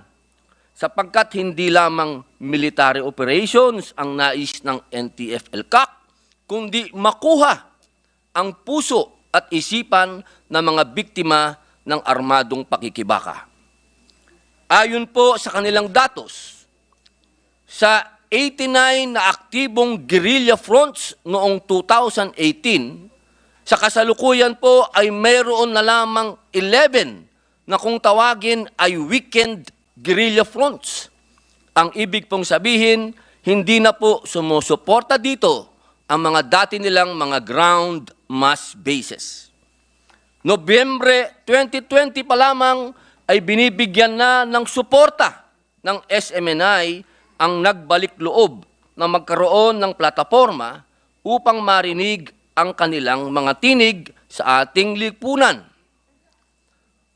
Hulyo 2021, sa pamamagitan po ng programang Laban Kasama ang Bayan, libre at voluntaryo po ang pagbibigay ng suporta ng SMNI sa whole of government approach laban sa insurgency na isinusulong ng NTF-ELCAC. At noong Setyembre 2022, nagkaroon po ng formal na kasunduan ang SMNI at ang Philippine Army upang makapag-ere ng mahalagang impormasyon tungkol po sa tagumpay ng ating kasundaluhan at programa laban sa mga komunistang grupo. Nais ko pong bigyan diin, wala pong ni isang network sa ating bansa ang gumawa nito, kundi ang SMNI lamang. Wala pong leader ang gumawa nito, kundi si Pastor Kibuloy lamang. At hindi lamang po yun. Nung panahon na ang lahat ay tahimik sa usapin ng West Philippine Sea, tayo po ay isang linggong naglayag at nanahan sa Isla ng Kalayaan upang maghatid ng tulong sa ating mga kababayang naninirahan sa isla. Nagkaroon din po tayo ng pagkakataong makapagpatrolya sa karagatang sakop ng Isla ng Pag-asa. Kasama ang ating mga kababayang mangingisda, nakipagsapalaran po tayo sa dagat kanluran kung saan nakita mismo ng aking mga mata ang hirap ng kalagayan ng ating mga kababayang mangingisda. Tinawag ko po ang dokumentaryong ito na Isang Linggong Pag-ibig na aking inialok upang maiere sa mainstream media, maging sa mga government networks. Ngunit muli po, walang tumanggap kundi ang SMNI. Wala pong tumanggap kundi si Pastor Kibuloy, sapagkat siya po'y naniniwala na dapat mabigyan ng pangarangal ang mga mangingisdang Pilipino sa kanilang sakripisyo sa dagat kanluran. Ginoong Tagapangulo, hindi ko lamang po talaga maunawaan kung bakit paano nangyari sa isang programa lamang po ang may sinasabing paglamag sa pamamahayag, ngunit buong network ang tinamaan, buong network ang pinashutdown. Dahil sa desisyong ito, madamay pa ang iba pang mahahalagang programa at content na umeere po sa network, kabilang na po ang mga nilalamang pangrelihiyon o religious content. Malinaw naman pong pagsasagasa ito sa ating freedom of religion and freedom of speech. Ginoong Tagapangulo, sa puntong ito ay isa lamang po ang ating kahilingan para kay Pastor Apollo Kibuloy. Iyon ay mabigyan lamang natin, hindi po ng kapalit, kundi ng karampatang pagtrato ang naging serbisyo naman po ni Pastor sa ating bayan. Dagdag pa po nito, binibigyan pansin din natin ang mga banta sa personal na kaligtasan ni Pastor. Kahit naman po sino na nakararanas ng banta sa kanyang buhay, ay pipiliin ang pag-iingat sa paglabas sa pagpublikong lugar.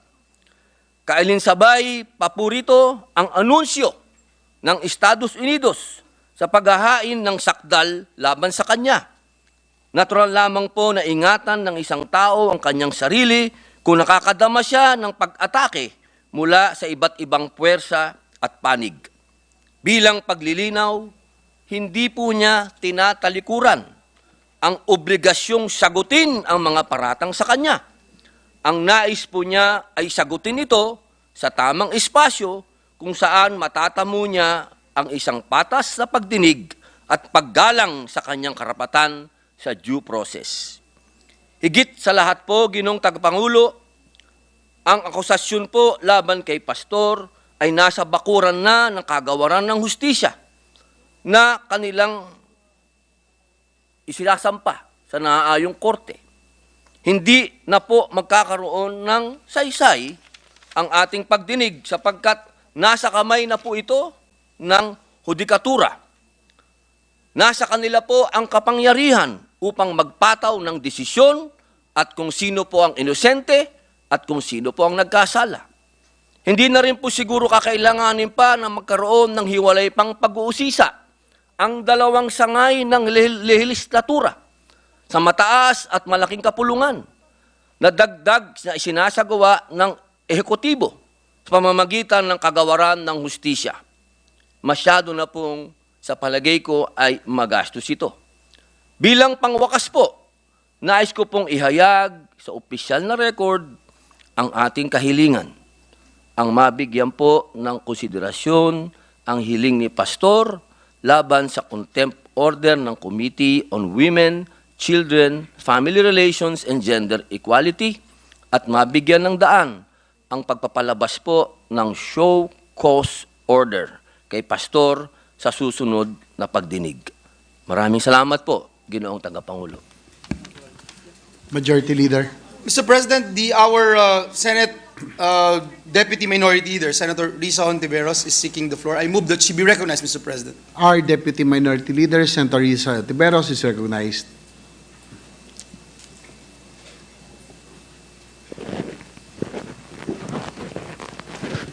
Salamat po, Mr. President.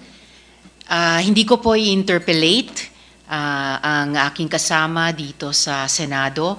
Nais ko lamang po magbigay ng isang maikling manifestasyon kaugnay ng ibinanggit.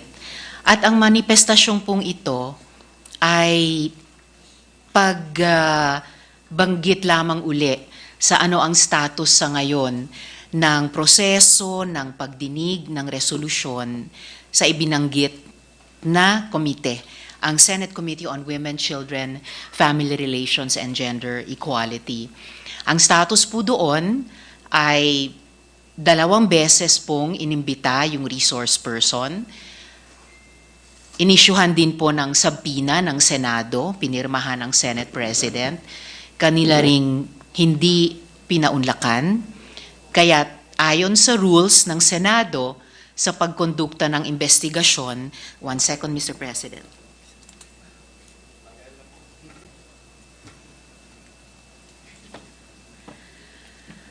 Ayon sa rules ng Senado sa pagkondukta ng investigasyon in aid of legislation, ay nirule ko po, nirule ng chair para i-cite in contempt yung resource person at ipinahayag na hihilingin sa Senate President, ipaaresto yung resource person para sa wakas, ipaharap na sa komite para makasagot sa mga seryosong tanong sa kanya.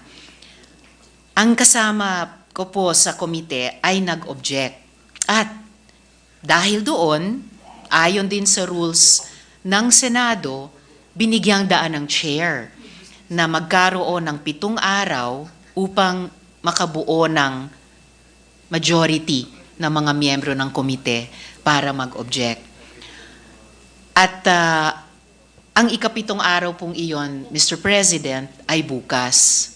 Kaya gayon din, alinsunod sa mga rules natin sa Senado, binibigyan daan ng chair na makabuo ng majority.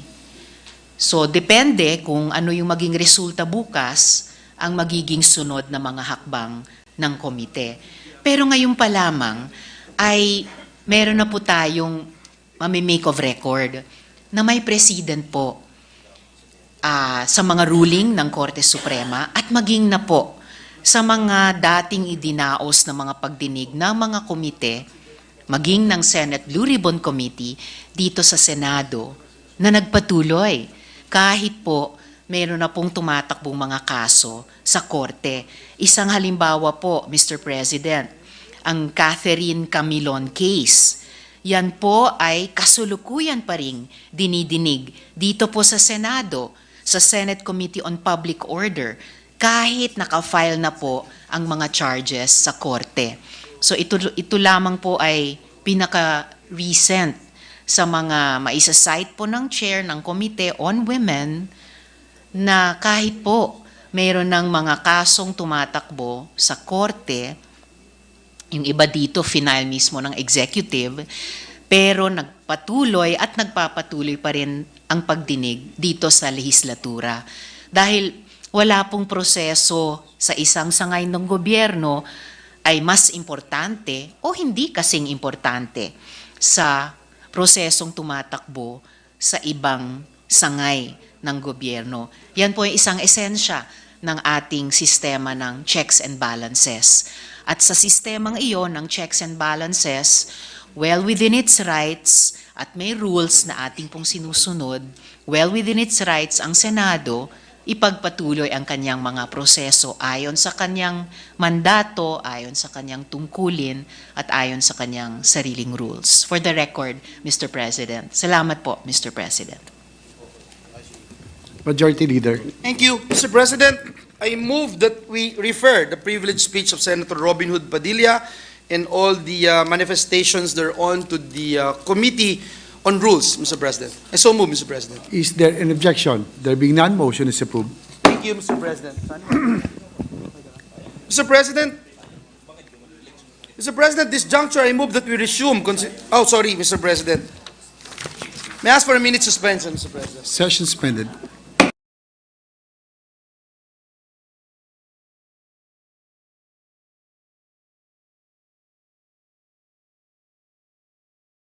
Thank you, Mr. President. Mr. President, before we proceed, Mr. President, may I just be allowed to acknowledge some guests from the gallery. We have with us DBM Undersecretary Wilford Will Wong, Undersecretary Leo Angelo Larcia, Undersecretary Janet Abuel, the Government Procurement Policy Board, Executive Director Rowena Candice Ruiz, Procurement Service, Executive Director Dennis Santiago, and members of the National Academy of Science and Technology. We welcome all of them in this August chamber, Mr. President. Welcome to your Senate. Yes, Mr. President, and let me point out that they are guests of our dear colleague, Senator Sani Angara. Mr. President, at this juncture, I move that we transfer from the calendar for ordinary business to the calendar for special orders, Committee Report number 214 and Senate Bill number 2593. This is the bill on the new Government Procurement Act. I so move, Mr. President. Is there an objection? There being none, motion is approved. Mr. President, I move that we consider Senate Bill number 2593 under Committee Report number 214. Is there an objection? There being none, motion is approved. Consideration of Senate Bill number 2593 is now in order. With the permission of the body, the Secretary will read only the title of the bill without prejudice to inserting into the record the whole text thereof. An Act revising Republic Act Number 9184, otherwise known as the Government Procurement Reform Act, and for other purposes. Mr. President, to sponsor the measure, may we recognize our chairperson of the Senate Committee on Finance, Senator Sani Angara, to deliver the sponsorship speech. Our very hard-working chair of the Finance Committee, Senator Sani Angara, is recognized to deliver his sponsorship speech. Thank you very much, Mr. President, Majority Leader, dear colleagues. I'd like to also greet our distinguished guests here present, and they've waited a few hours to hear this speech. The undersecretaries of the DBM, Yusek Wong, Yusek Larcia, Yusek Abuel, the directors of the GPPB, Director Ruiz, Procurement Service, Director Santiago, Director Magtalas, and of course our academicians, Dr. Padilla, Dr. Padulina, Dr. Salvador, Dr. Jacinto, Serafica Culaba, Rasco, Maala, Hautea, Concepcion, and Suralta. I hope I did not miss anyone, but that's the list given to me of those present. Again, dear colleagues, Mr. President, tumatayo po tayo ngayon para i-sponsor ang panukalang batas hinggil sa pag-amyenda ng Republic Act 9184 o ang Government Procurement Reform Act or GPRA na ngayon tatawagin na po natin na New Government Procurement Act or NGPA. Our measure is listed as a LEDAC priority following through on President Marcos Jr.'s directive during his last SONA that further procurement reform should be pursued. Kung ang pambansang budget taon-taon o ang General Appropriations Act GAA ang siyang tumutukoy sa mga programa at proyekto na paglalaanan ng pondo, napapaloob sa procurement rules naman ang mga patakaran na kailangang sundin para gastusin ang pondong ito. Sabay po silang nagsisilbing pundasyon ng kung papaano tumakbo ang pamahalaan. Kaya dapat tingnan ang pag-aamyenda natin ng mga procurement rules bilang isang paraan para paigtingin ang kakayanan ng gobyerno para pagsilbihan ang taong bayan. Napakalaki rin kasi ang ambag ng public procurement sa ating ekonomiya, kaya napakahalagang pagtuunan ito ng pansin. Tinataya, Mr. President, na sa buong mundo umaabot sa 12 hanggang 20% ng global GDP o Gross Domestic Product ang public procurement on the average. Ibig sabihin, kung ang GDP ng Pilipinas noong 2023 ay umaabot sa 24.28 trillion pesos, halos 4.9 trillion ito ay public procurement, kung tama po ang projection. Ang SISTE, hindi nakukuha ng bansa ng buong ganansya kahit na napakalaking component ang public procurement sa ating ekonomiya. Aminin na natin na dahil sa katiwalian, may kinakaltasan mula rito. Ayon nga sa isang pag-aaral ng OECD, umaabot raw ito sa 20% ng kabuuang halaga ng procurement budget. Ibig sabihin, posibleng umabot ito sa 1 trillion pesos. Such losses, Mr. President, have a very real, sometimes dire, consequences beyond unlawful leakage from public coffers to private pockets. They lead to substandard bridges that collapse, guns that consistently jam and endanger our soldiers and policemen, laptops that are more useful as paperweights than as educational tools, or even surgery patients who wake up on the operating table and feel the doctor's scalpel earlier than planned or scheduled. Sabi nga ng isang resource person, sa panahon ng gyera, hindi lang bala ang kailangan ng mga sundalo, pati tissue, gamot, tubig, pagkain, tulugan at gasolina. Kung substandard o kulang ang mga ito, talong-talo na po tayo, Mr. President. At masisigurado natin na sapat at dekalidad ang mga gamit na ito kung maaasahan natin ang tama ang public procurement po natin. Naging batas ang Republic Act 9184 noong Enero 2003. Inisponsor ito ng aking ama, si Senate President Edgardo J. Angara, former Senate President Edgardo J. Angara. Hinirang ang batas na ito ni dating World Bank Philippine Country Director Joaquim von Amsberg bilang isang world-class legislation noong 2007. When Republic Act 9184 was enacted more than 2 decades ago, the prevailing concern was corruption. And in my father's sponsorship speech, he described corruption as a widespread cancer entrenched and institutionalized throughout the bureaucracy, attending official transactions, big and small. He highlighted further that according to World Bank estimates at the time, the Philippines had lost up to $48 billion to official corruption between 1982 to 2002. The amount could have covered the country's budget deficit at the time, and in his words, still provide a considerable surplus in return. Vagueness in procurement rules had lent to discretion, which in turn opened up the opportunity for side deals, under-the-table agreements, uncompetitive behavior, and other outwardly criminal and wasteful activities. Hence, the imperative was to spell out the rules in black and white as much as possible and to limit the opportunities for scheming minds to rig the system. Among the key reforms, Mr. President, was allowing the advertisement of bids to be done online, the adoption of a simple pass-fail eligibility check method to vet suppliers and to eliminate discretion, the removal of the floor price, the introduction of an approved budget of contract, or ABC, as a cap or ceiling for bids, and in minimizing the discretion of the Bids and Awards Committee, or BAC, among several others. 2 dekada na po ang lumipas, Mr. President, at patuloy pa rin humahadlang sa ating pag-asenso ang katiwalian.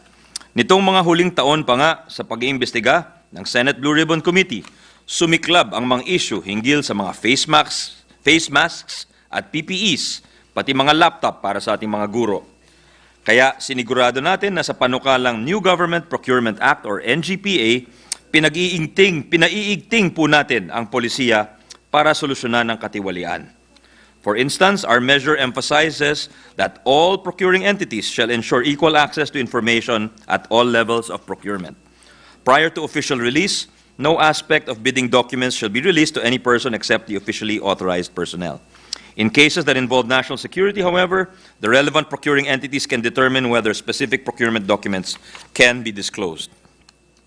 Bidders shall also be mandated to submit sworn affidavits stating that he or she is not related to the head of the procuring entity, the members of the BAC, the technical working group, and the BAC secretariat, the head of the project management office or PMO, or the end user unit or implementing unit, project consultants of the procuring entity, or of the procurement agent by consanguinity or affinity up to the 3rd civil degree.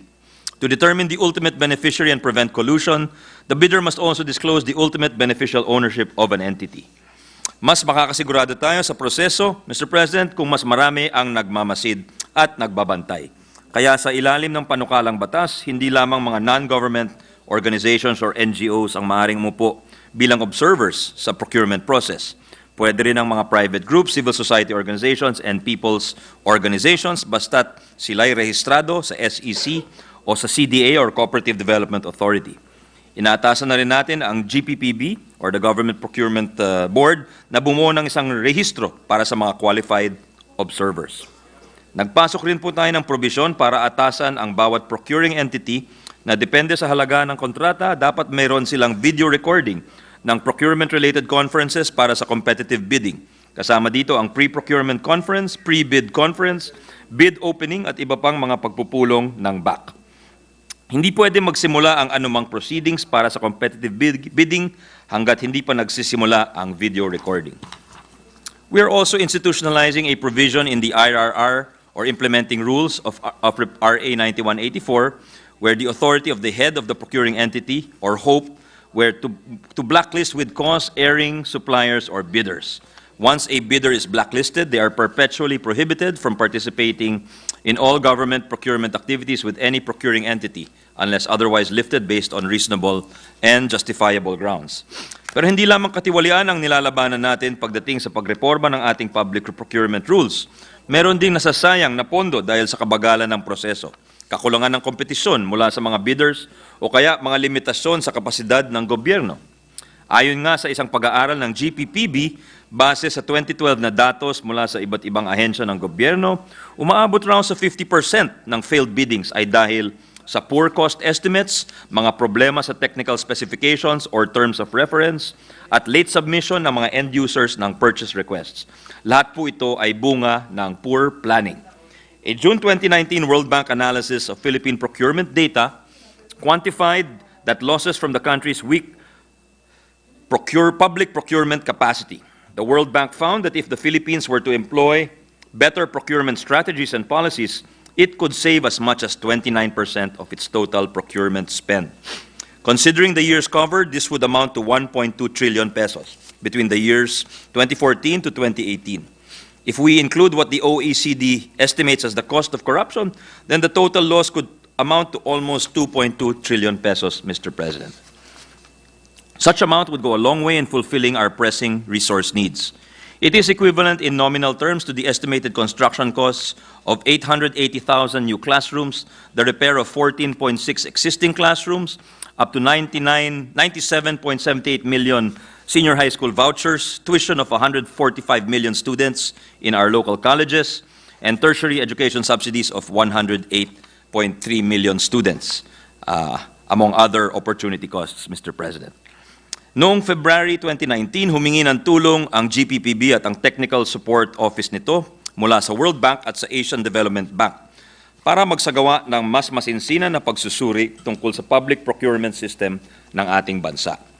Bagaman nakaka-aberya ito dahil sa pandemya, formal na i-launch ang tinatawag na 2021 MAPS or Methodology for Assessing Procurement Systems, assessment of the Philippine Public Procurement System itong nakaraang Hunyo 2023. And the findings include the following, Mr. President, sa 2 dekada mula nung naisabatas ang Republic Act 9184 at ilang taong pagkatapos na issue ang 2016 revised IRR, may naabot raw na fair level of adequacy and improvement ang procurement system natin. Nagkaroon din ng kalinawan tungkol sa proseso at kung aling batas, regulasyon o procedure ang kailangan sundin batay sa sitwasyon. Nagkaroon din ng standardization sa mga bidding documents, forms, and procedure manuals. Malaki ang naitulong sa pag-institutionalize ng mga ito simula nung nabuo ang Government Procurement Policy Board or GPPB. Ngunit sa kabila nito, may ilang issue pa rin daw ang bumapalakid sa mas mabuting pagtakbo ng ating procurement system. Una po dito ang kakulangan ng kompetisyon sa mga bidders. Nalilimitahan daw ang mga sumasali dahil sa mga eligibility requirements. Ayon nga sa 2019 data mula sa 17 government agencies, kumukonti raw ang mga bidders na lumalahok. Kung nung taong 2010, may 3 bidders daw on the average na sumasali sa pagbid ng mga kontrata, pagdating raw ng 2019, bumaba na daw ito sa 1.7, Mr. President. Another issue pertains to digitalization. The MAPS or MAPS assessment took note that PhilJeps has been around since 2000, and in the intervening years, it has evolved to support many steps of the public procurement process, including registration of potential bidders and advertisement of potential bids. According to the report, this is an achievement that has not been matched by many other countries. Some features, however, remain absent, such as a facility for electronic submissions or the capabilities of procuring entities to record all pertinent data digitally to make them readily available for the scrutinizing public to see. Binanggit din po doon ang iilang kakulungan sa appeals mechanism. Sa ilalim kasi ng RA 9184, pwedeng magreklamo ang isang potential bidder sa procuring entity sa bawat hakbang ng proseso. Ngunit bukod sa mismong ahensya, ang natitirang takbuhan nila ay ang mga korte na po. Ang resulta, nati-TRO ang mga proyekto kaya lalong nagkakaaberya ang proseso. Dapat magkaroon ng iba-ibang paraan para makapag-apela o makapaglunsad ng administrative review. Iilan lamang ito sa mga findings na itala ng 2021 MAPS assessment na silang basehan din ng mga rekomendasyon para sa reforma. At karamihan sa nilalaman ng ating panukalang batas ay sumasang-ayon sa mga mungkahing ito at tumutugon sa mga isyong na itala. Marami kasi sa mga problema sa government procurement ay resulta ng kakulangan sa planning at paghahanda sa hanay ng mga procuring entities or agencies. Kaya sa ilalim ng panukalang batas, lahat ng government procurement ay kailangan may tamang market scoping, supply positioning, analysis of available procurement modalities, risk management at marami pa pong iba. Authorized din magsagawa ng early procurement activities ang mga ahensya ng gobyerno kahit panukala pa lang ang mga proyekto sa NEP or National Expenditure Program. Sa ilalim po ng RA 9184, competitive bidding ang pinaka-default mode of procurement. Epektibo man ang paraan na ito para masigurado na may kompetisyon sa bidding, hindi naman ito angkop sa lahat ng sitwasyon, Mr. President. Mismong 2021 MAPS assessment ang nagsabi na dapat ireforma ang legal framework para sa mga fit-for-purpose procurement kung saan mas komplikado ang pangangailangan o mas konsiderasyon na lamang ang dapat isaalang-alang. Halimbawa po dito sa ating sandatahang lakas.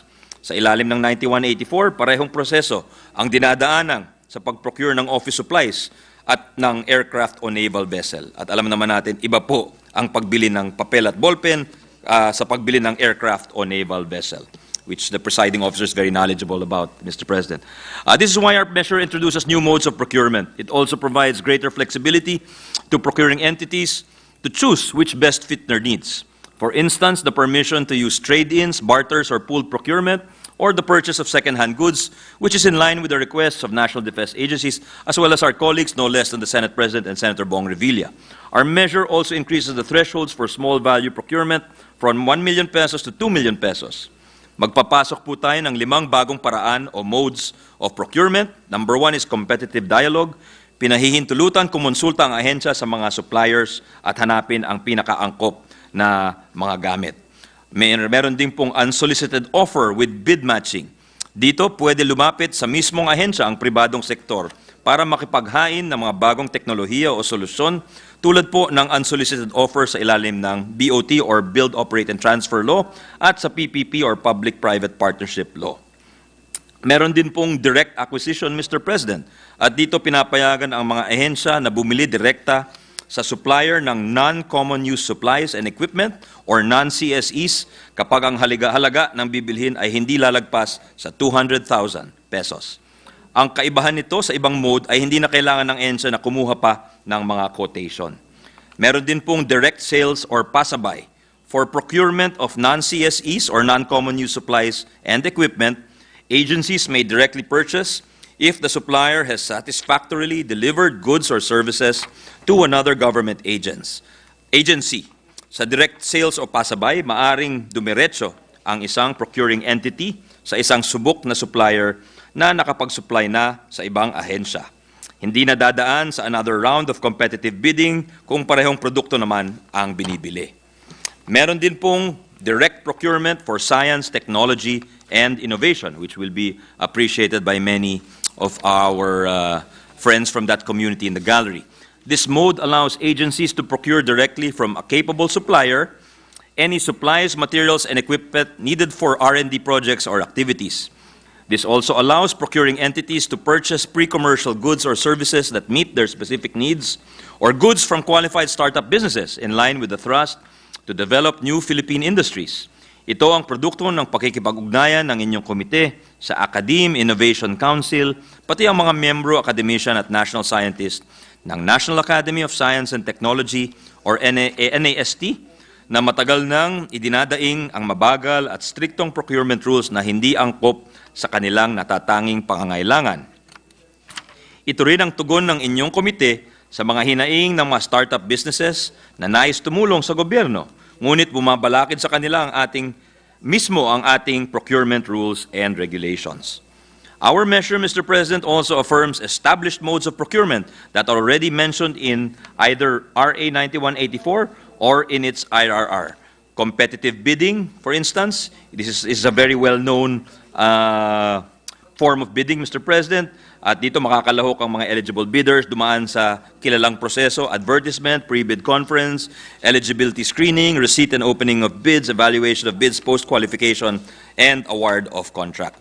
Then there is also limited source bidding, kung saan pinapayagan ang mga ahensya na mag-imbita ng mga piling supplier o pre-selected na consultants with known experience and proven capability. Meron din pong direct contracting, na hindi kailangan ang mga bidding documents at ang supplier ay hihingan lang ng price quotation o mga pro forma invoices, at ginagamit ito kapag proprietary ang mga kailangan bilhin at walang iba ang maaaring mag-manufacture o maghain ng produkto o serbisyo. Repeat order is also another existing form under 9184, Mr. President. Pwedeng diretsong bumili uli ang isang procuring entity sa previous supplier.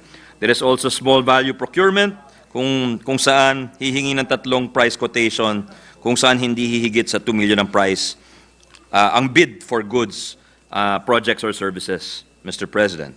Nandiyan din pa rin po ang negotiated procurement o allowed under certain circumstances spelled out in the law, Mr. President. So under the current setup, government agencies need to explain or justify to the COA why they needed to undertake alternative modes of procurement other than competitive bidding. Kumbaga, red flag kaagad kapag gumamit ng ibang modes of procurement. Sa ilalim po ng ating panukalang batas, Mr. President, pantay-pantay na ang turing sa iba't ibang modes of procurement. There is introduction of a new concept pagdating sa pag-evaluate ng mga bids. Ito po ang MEARB or MERB, or which stands for the most economically advantageous responsive bid, kung saan kasabay ng mismong presyo, may predetermined quality na kasama sa criteria sa pagpili ng winning bid. Sa ngayon kasi, Mr. President, nakafocus pa rin ang buong procurement process sa pagtitipid. Sa pag-award ng lowest calculated responsive bid lamang ang nananalo. Makatulong man ito sa pagtitipid, minsan balakid ito para mas maging epektibo ang ating pamahalaan. Sinabi po nung ating hearing ni Supreme Court Administrator Raul Villanueva, we may save government funds but we actually do not get the best quality that we need. So in the end, we sort of suffer because we continue purchasing items that do not last very long. Sa ilalim ng bagong panukala, pwedeng piliin ng procuring entity ang pangunahing konsiderasyon nila para sa winning bid. Yung most economically advantageous responsive bid o MERB, kung saan quality at technical responsiveness ang dapat manguna, o ang lowest calculated responsive bid kung saan mas matimbang ang presyo. Sa ilalim ng panukala, at least 60% ang timbang ng quality proposal sa pagbuo sa criteria ng winning bid. Inaasahan na dahil sa flexibility na binibigay ng MERB, tataas ang antas ng serbisyo ng gobyerno. Sa totoo nga, hindi ito bagong konsepto, base lamang ito sa award criterion na highest rated responsive bid para sa consulting service ng 9184 at IRR. Nandoon na po yan sa batas but limited to consultancies. Meanwhile, Mr. President, to ensure that agencies reap as much value as they can from the supplies they purchase, our proposed amendments to the procurement law call on procuring entities to conduct life cycle assessments or LCAs and life cycle cost analysis or LCCAs in their procurement plans. We enjoin entities to do this so that their planning horizons are longer, their activities are more strategic, and their expenditures are more sustainable. Such costs include maintenance and upkeep, Some of the agencies we consulted, like the Department of National Defense and the Department of Public Works and Highways, mentioned that RA 9184 does not allow agencies to maintain and to sustain their assets after their acquisition. Kagaya ng Air Force at Navy, hindi pala nila mapanatili na maayos ang nabili nilang military equipment. Kung kasama sa procurement planning ang mga life cycle costs, naniniwala kami na magiging mas sustainable at epektibo ang procurement. Para mapakinabangan ng husto ang iba't ibang modes at ang pagkakaroon na ng MIRB or most economically advantageous bid at masiguro na talagang may tamang planning at preparasyon, mahalaga na paigtingin natin ang mga capacity development initiatives or training para magkaroon ng professional labor pool na magaling sa public procurement sa ating burokrasya. Recognizing that government procurement demands specific skills and know-how, our proposed measure mandates that steps should be taken to continuously grow a cadre of government procurement practitioners. Inaatasan ng DBM na magbukas ng mga procurement positions sa mga ahensya ng gobyerno, kung saan mga kawani na may tamang qualifications at licenses lamang ang pwedeng umupo. Ayon sa pag-aaral ng GPPB, 23% lang ng mga ahensya ng gobyerno ang may hiwalay na dedicated na procuring unit.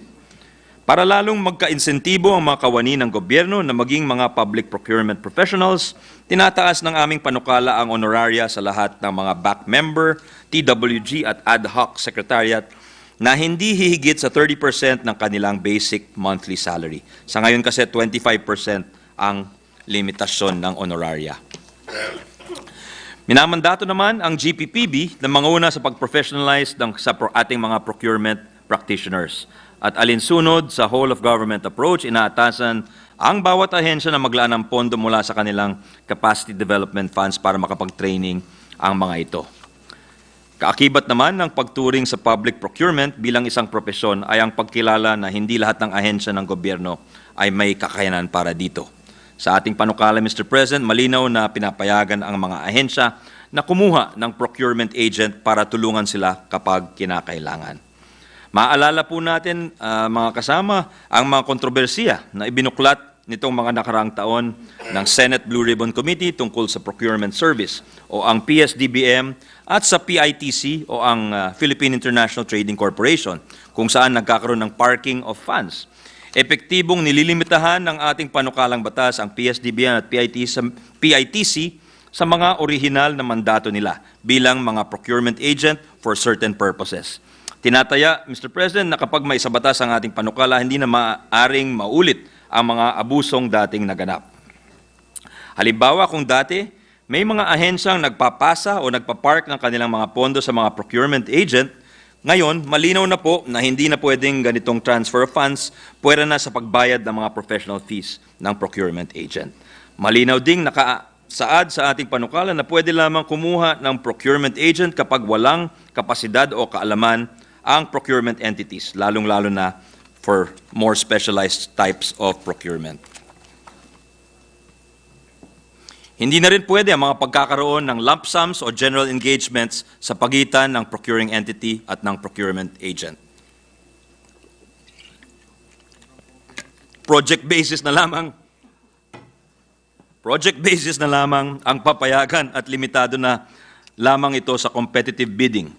Hindi na rin pwede ang dating ginagawa na dinedelegate ng mga procuring entity ang pag-award ng kontrata sa ahente. This is to maintain accountability, Mr. President. At para may patuloy na monitoring sa buong proseso, dapat may representante mula sa procuring entity sa back ng procurement agent bilang observer throughout the process. Sa ilalim po ng 2016 revised IRR ng 9184, ang recommended timeline para sa procurement ng goods ay ranging mula 26 hanggang 136 calendar days para sa goods at mula 26 hanggang 141 o 156 calendar days para sa infrastructure projects. Depende sa kabuang halaga nito. Inaasahan, Mr. President, na kapag maimplementa ng tama ang mga reforma nitong panukala natin na NGPA, lalong bibilis at iikli ang proseso ng public procurement at magiging mula 26 hanggang 63 calendar days lamang po para sa goods at infrastructure. Bilang tugon naman sa 2021 MAPS assessment tungkol sa kakulungan ng appeals mechanism ng bansa, binubuo ng NGPA ang Government Procurement Adjudication Tribunal or GPAT sa ilalim ng Office of the President. This will become an independent quasi-judicial body na magsisilbing takbuhan ng mga bidders tuwing may protesta sila sa proseso at ayaw nilang iharap ito sa head of the procuring entity or HOPE. Naglagay rin tayo ng provision na pinagbabawal ang lahat ng korte puwera sa Supreme Court na mag-issue ng temporary restraining order, preliminary injunction, or preliminary mandatory injunction sa anumang bidding or awarding ng mga kontrata para sa pag-procure ng mga goods, infrastructure projects at consulting services ng gobyerno. Ito'y para pigilan ang nakagawian ng mga natalo sa public bidding. Nakasuhan na lamang ang procuring entity at humingi ng TRO sa mismong procurement activity. Pagdating naman sa pag-digitize ng ating sistema, pinag-iigting ng ating panukala ang mandato ng PhilJEPS para maging single electronic portal kung saan siya ang magiging pangunahing channel sa lahat ng procurement activities ng gobyerno para sa goods, consulting services at para sa mga infrastructure projects. Gagamitin din ng lahat ng procuring entities ang PhilJEPS para sa pagbili ng mga common use supplies and equipment. We also aim, Mr. President, to future-proof our measure by incorporating additional innovative features and solutions like electronic reverse auction, electronic marketplace, and electronic shopping, electronic small value procurement. These features have yet to be rolled out by PhilJEPS, but were already anticipated in anticipation in the future for a future rollout to make bidding even more responsive and to give the government even more choice, Mr. President. Inaatasan din ng ating panukala na dapat may interconnectivity ang mga database ng gobyerno na makakatulong sa pagbilis o pag-ikli ng procurement process tulad noong sa verification of bidders sa post-qualification step. Sa ngayon kasi, manual ang proseso para ma-verify ng mga procuring entities ang mga dokumento na sinasubmit sa kanila ng mga bidders tulad ng Mayor's Permit, SEC registration, BIR tax clearances at marami pang iba. Sa ilalim ng ating panukala, minamandato ang GPPB na mag-issue ng mga patakaran para masigurado na may interconnectivity sa mga susunod na government databases. Government of the Philippines Official Merchants Registry or GOP-OMR of the PhilJEPS, business registration of the DTI or Department of Trade and Industry, those pertaining to the licenses of contractors under the SIAC or the Construction Industry Authority of the Philippines, SIAP rather, and their system for performance evaluation under the Philippine Contractors Association Board. Also those of LGUs for permits and licenses, the BIR for tax returns and clearances, and those of the SEC, the CDA, and the Insurance Commission, among others. This will ensure greater interconnectivity, Mr. President. Sinama rin po natin ang panukala ni Senator Francis Tolentino na dapat magkaroon ng isang sistema para sa warehousing at cloud-based inventory management ang mga procuring entity na malalaki ang inventaryo. Ito'y para mas efficient ang pagpaplano at mas madaling i-track yung galaw ng mga produkto. Lumalabas naman sa ating mga konsultasyon na nahihirapan ang iilang sektor na lumalahok sa public bidding dahil sa mga patakaran ng mga procuring entities pagdating sa mga rules of eligibility tulad ng track record at largest government contract. Kaya minabuti po natin maglagay ng mga probisyon sa panukala na inaatasan ng mga procuring entities pati ang GPPB na mag-implementa ng mga polisiya at programa para makalahok ng mas marami mula sa mga micro-enterprises, startups, pati sa ating mga marginalized sectors.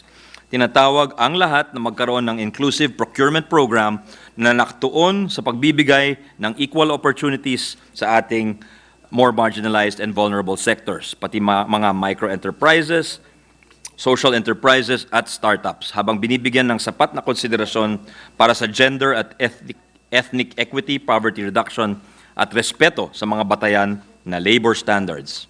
Para dito, maaari din mag-issue ng mga patakaran ng GPPB para bigyan ng mga exemption mula sa mga bidding document fees ang marginalized sectors. Ito ay ginagawa para maging mas inklusibo at mas competitive ang proseso. Nais din natin idiin sa ating panukala ang halaga ng public procurement sa pagpapalago at pagpapalakas ng mga lokal na industriya.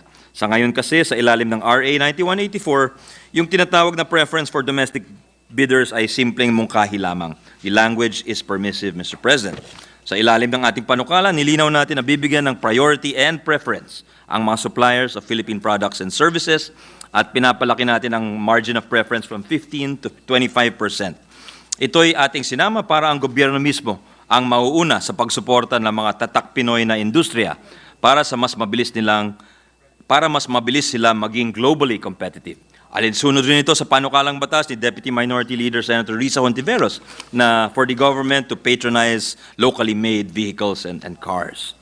Our measure also calls for a procurement approach that emphasizes goods, infrastructure projects, and consulting services with reduced environmental impact and with sustainability in mind, in full alignment with the measure on the matter filed by Senator Pia Cayetano. Such an approach aims to achieve value for money and minimal environmental impact throughout the entire life cycle, from acquisition until disposal. Hence, procuring entities are mandated to integrate green practices, environmentally sound criteria for their procurement, among others. Hindi maliliit na bagay ang mga probisyon na pinapasok natin dito, Mr. President. Nais man nating baguhin ang buong sistema, hindi naman ito mangyayari sa isang iglap lamang. Kaya nilagay rin natin sa panukalang batas na habang hindi pa nagsisimula ang IRR nito, patuloy pa rin ang implementasyon ng mga programs, activities, and projects at ng 9184 pa rin ang masusunod. Kapag ma-issue ng bagong IRR, bibigyan rin natin ng 3 taon ang bawat procuring entity and back ng mga ahensya makapag-comply sa NGPA. Minamandato na rin natin ang Congress na i-review ang batas at least once every 5 years gaya ng Local Government Code. Isipin nyo lang, 2 dekada pa ang lumipas bago natin na naripaso ang Republic Act 9184. Sana sa probisyon nito, hindi natin kailangan magantay ng ganong katagal muli, Mr. President. In fact, much of what is included in our measure already exists in the IRR of RA 9184, born out of current practice and experience, or is mandated by other laws such as the PPP law. In that sense, we are institutionalizing many existing practices already. Produkto ng 3 public hearings, 10 technical working group meetings, and several months' worth of consultations with persons, experts, and organizations, itong panukalang batas po natin, Mr. President, at nabuo natin ito sa tulong ng napakadaming individual at malalim ang ating pasasalamat sa mga sumusunod sa liderato ng Senado, Senate President Zubiri, Senate President Pro Tem Legarda, Majority Leader Villanueva, Minority Leader Pimentel, whose office was a constant presence during the TWGs. We thank the Minority Leader for that. Ang ating mga co-author, Committee on Finance Senior Vice Chairs Cayetano, Marcos, and Legarda, Vice Chairs Ontiveros, Tolentino, Estrada, Gatchalian, Villar, Senator Raffy Tulfo, na naging co-author, mga staff ni na Senate President Zubiri, SP Legarda, Minority Leader Pimentel, again, Senator Gatchalian, Senator Tolentino, who attended the TWG, at mga kaibigan natin mula sa House of Representatives na sumuporta sa House Bill 9648, which is the counterpart bill, and we also tried to reconcile as much as we could to prepare for a smooth BICAM. This is chaired by Representative Edward Maceda, Mr. President. And from the judiciary, we'd like to thank Court Administrator Villanueva. From the executive, of course, our friends from the DBM, we mentioned and greeted them earlier, Mr. President. Ang GPPB, Director Magtalas, GPPB TSO or Technical Support Office nila Director Ruiz, Procurement Service ng DBM sa pangunguna ni Director Santiago. They really were a very big help, Mr. President. And of course, our economic managers at the NEDA, the DOF, and the BSP, and our stakeholders from the education sector and the SNT or Science and Technology Research and Innovation Community, DepEd, TESDA, DOST, EDCOM2, the members of commissions and national scientists from the NAST, Dr. Padolina, Dr. Padilla, among others, different units of the UP, the PIDS, the PASUC, the SPIK, the National Research Council of the Philippines, the Institute for Governance and Rural Development, Rex Education, RAINPhil. From the health sector, of course, the DOH, the FDA, the PhilHealth, Dr. Legaspi and PGH, Philippine Cancer Center, Philippine Children's Medical Center, Philippine Pharma Procurement, Roche, Zwillig Pharma, MEPZ, mga kasama sa National Defense, the DND, AFP, PNP, Coast Guard, BFP, PIDEA, National Defense College, ANOS Research, Philippine Aerospace Development, Association of Firearm and Ammunition Dealers of the Philippines, Espinelli, Panpisco, Aholtech Corporation, joint venture of Nash, and Jirsan Makina v. Hafif Sila Santic AS.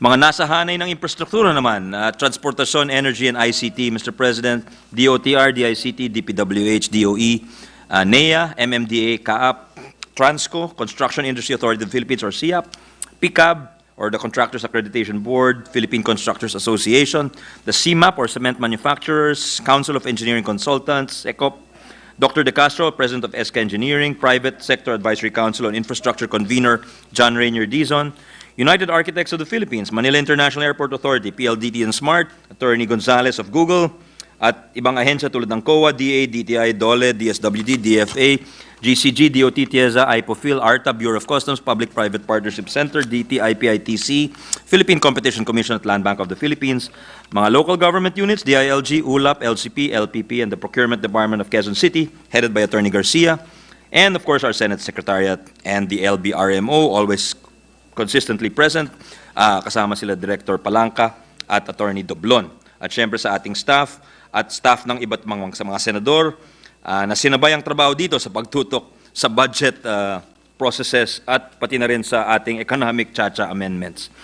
Tinataya po namin na kapag maisabatas ang mga reformang ito, hindi lamang bibilis ang procurement sa gobyerno, ito'y magiging mas epektibo, Mr. President.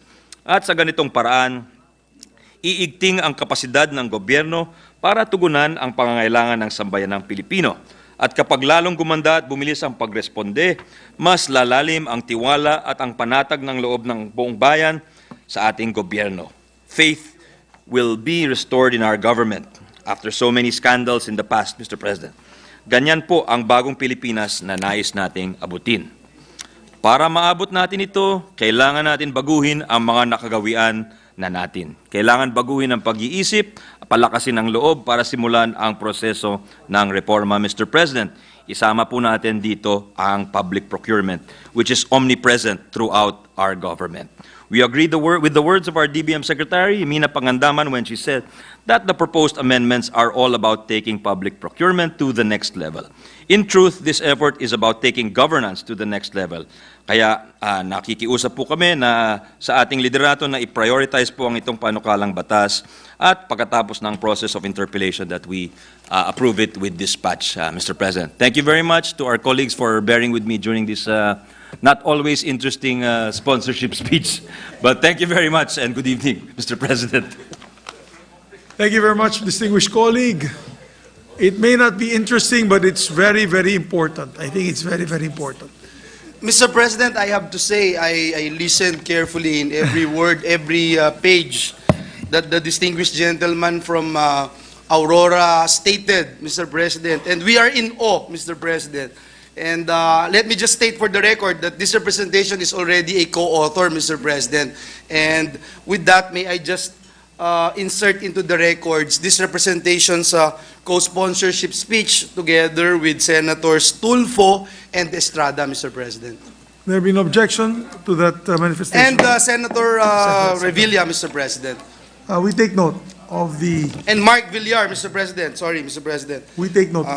Thank you, Mr. President. Mr. President, next to co-sponsor, Mr. President, is the distinguished gentleman from Valenzuela City, no other than Senator Sherwin Gatchalian. I move that he be recognized, Mr. President. Our distinguished colleague, Senator Sherwin Gatchalian, is recognized. Thank you, Mr. President. Mr. President, this will not take as long as the speech of Senator Angara, Mr. President. Mr. President, distinguished colleagues, I rise today to co-sponsor Senate Bill number 2593, aiming to revise Republic Act number 9184, otherwise known as the Government Procurement Reform Act. Procurement is the lifeblood of progress. Without a well-functioning procurement system, progress would be significantly hampered by a lack of necessary resources or by inefficient use of available funds.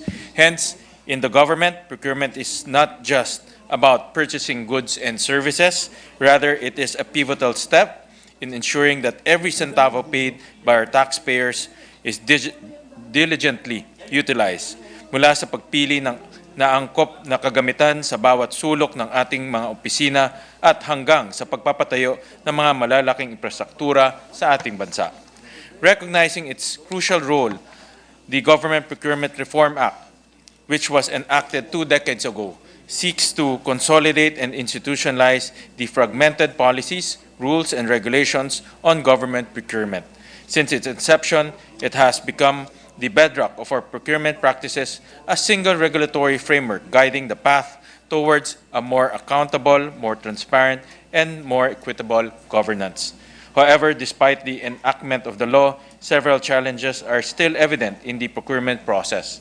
Most notably, we still see prolonged delays in procurement projects due to cumbersome processes and low utilization or underspending of agency budgets, among other challenges.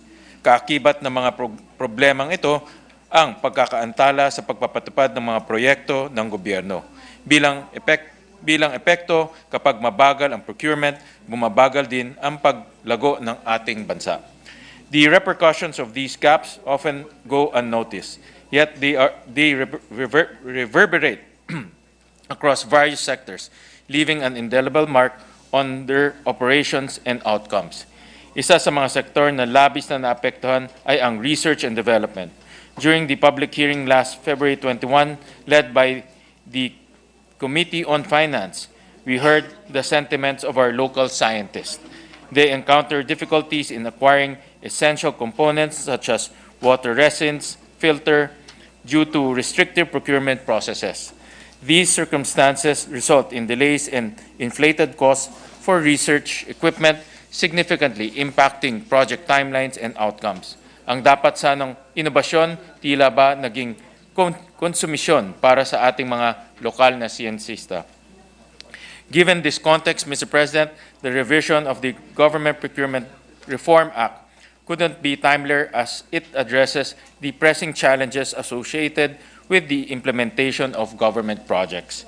In particular, this proposed measure emphasizes the importance of meticulous procurement planning and preparation, complemented by reliable strategies ranging from market scoping to supply positioning and risk management, among others. This forward-thinking approach ensures that every purchase we make is a step towards long-term objectives.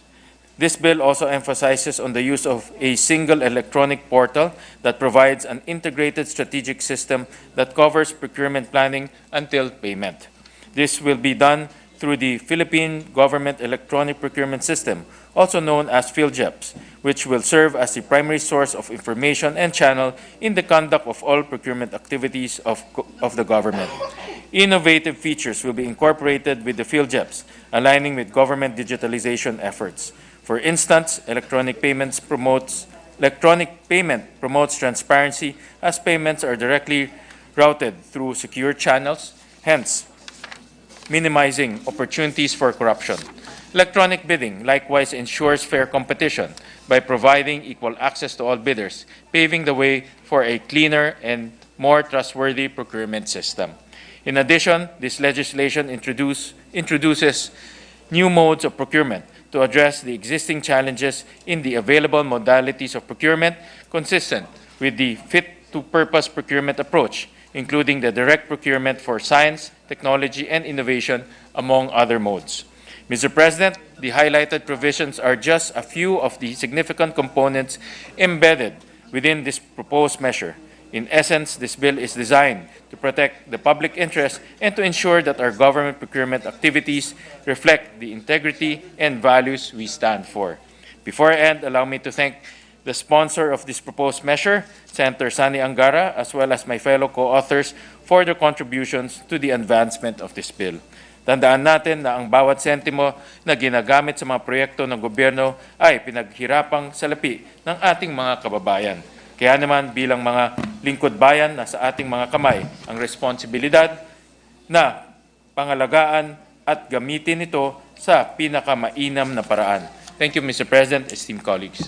Thank you very much, my distinguished colleague. And just to add to all the discussion and the sponsorship of our colleagues, I'm very excited to tackle this measure. I see the members of the DBM here and the DOF.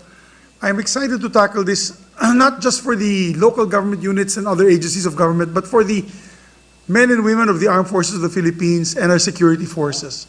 Because it's never the cheapest is never the best for their equipment. And we have seen it before, time and time again. I remember there was a time that they bought Mahindra jeepneys, and now they are just rotting away in the PNP compounds, no longer being used after 2 years of use. It may be the cheapest, but it was not the best.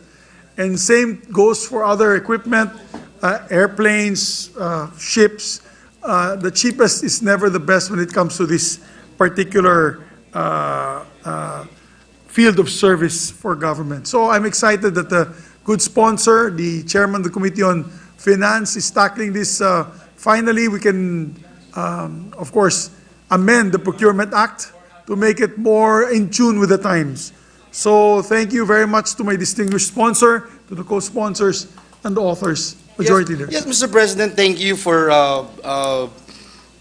pointing it out, Mr. President, because this representation remembers, Mr. President, in my first term in Congress, in the 12th Congress, this was one of the very first law that I passed together with late Congressman Nonoy Andaya. And I remember meeting with then Senator Edgardo Angara, Mr. President, to talk about this particular measure, Mr. President. But unfortunately, Mr. President, after so many years, na-master na rin ng mga mafia kung paano palusutan ito, Mr. President. Kanina nga ho, sinasabi ko, sana hindi muna nakikinig yung mga yun habang pinipresent ni Senator Angara itong napakagandang panukalang batas. Especially, Mr. President, when he made mention about the MIR B, Mr. President, most economically advantageous responsive bill. As you made mention, Mr. President, hindi yung pinakamababa o pinakamura, yung pinakamaganda at pinakaayos gamitin ng pamahalaan. I was once a part of the executive, Mr. President, and every time there's a procurement na gagawin yung aming ahensya noon, kinakabahan ka ho lagi, Mr. President. Parang laging may mali. May laging pwedeng mali na gawin at makita o mapuna. Kahit na gusto mong gawin yung tama. And that's why this particular measure is very important. Mr. President, I remember, and to give honor to whom honor is due, si Senator Tito Ed Angara has been talking about the importance of combating graft and corruption. Because I remember during that time, the Transparency International made mention that for every peso being earned by the government, at least 40%, at least, Mr. President, 40% goes to corruption. And the formula of corruption, sabi nung Transparency International, corruption is equal to monopoly plus discretion minus accountability. That's the formula for corruption. Now, if we are to address the problem of corruption, we have to make sure na hindi monopolize, Mr. President, ng mga suppliers, ng mga mafia, at mas mataas yung discretionary powers nila para magawa nila yung gusto nilang gawin, kagaya nung nangyari sa Parmali, kagaya nung nangyari dun sa mga laptop scandal, etc.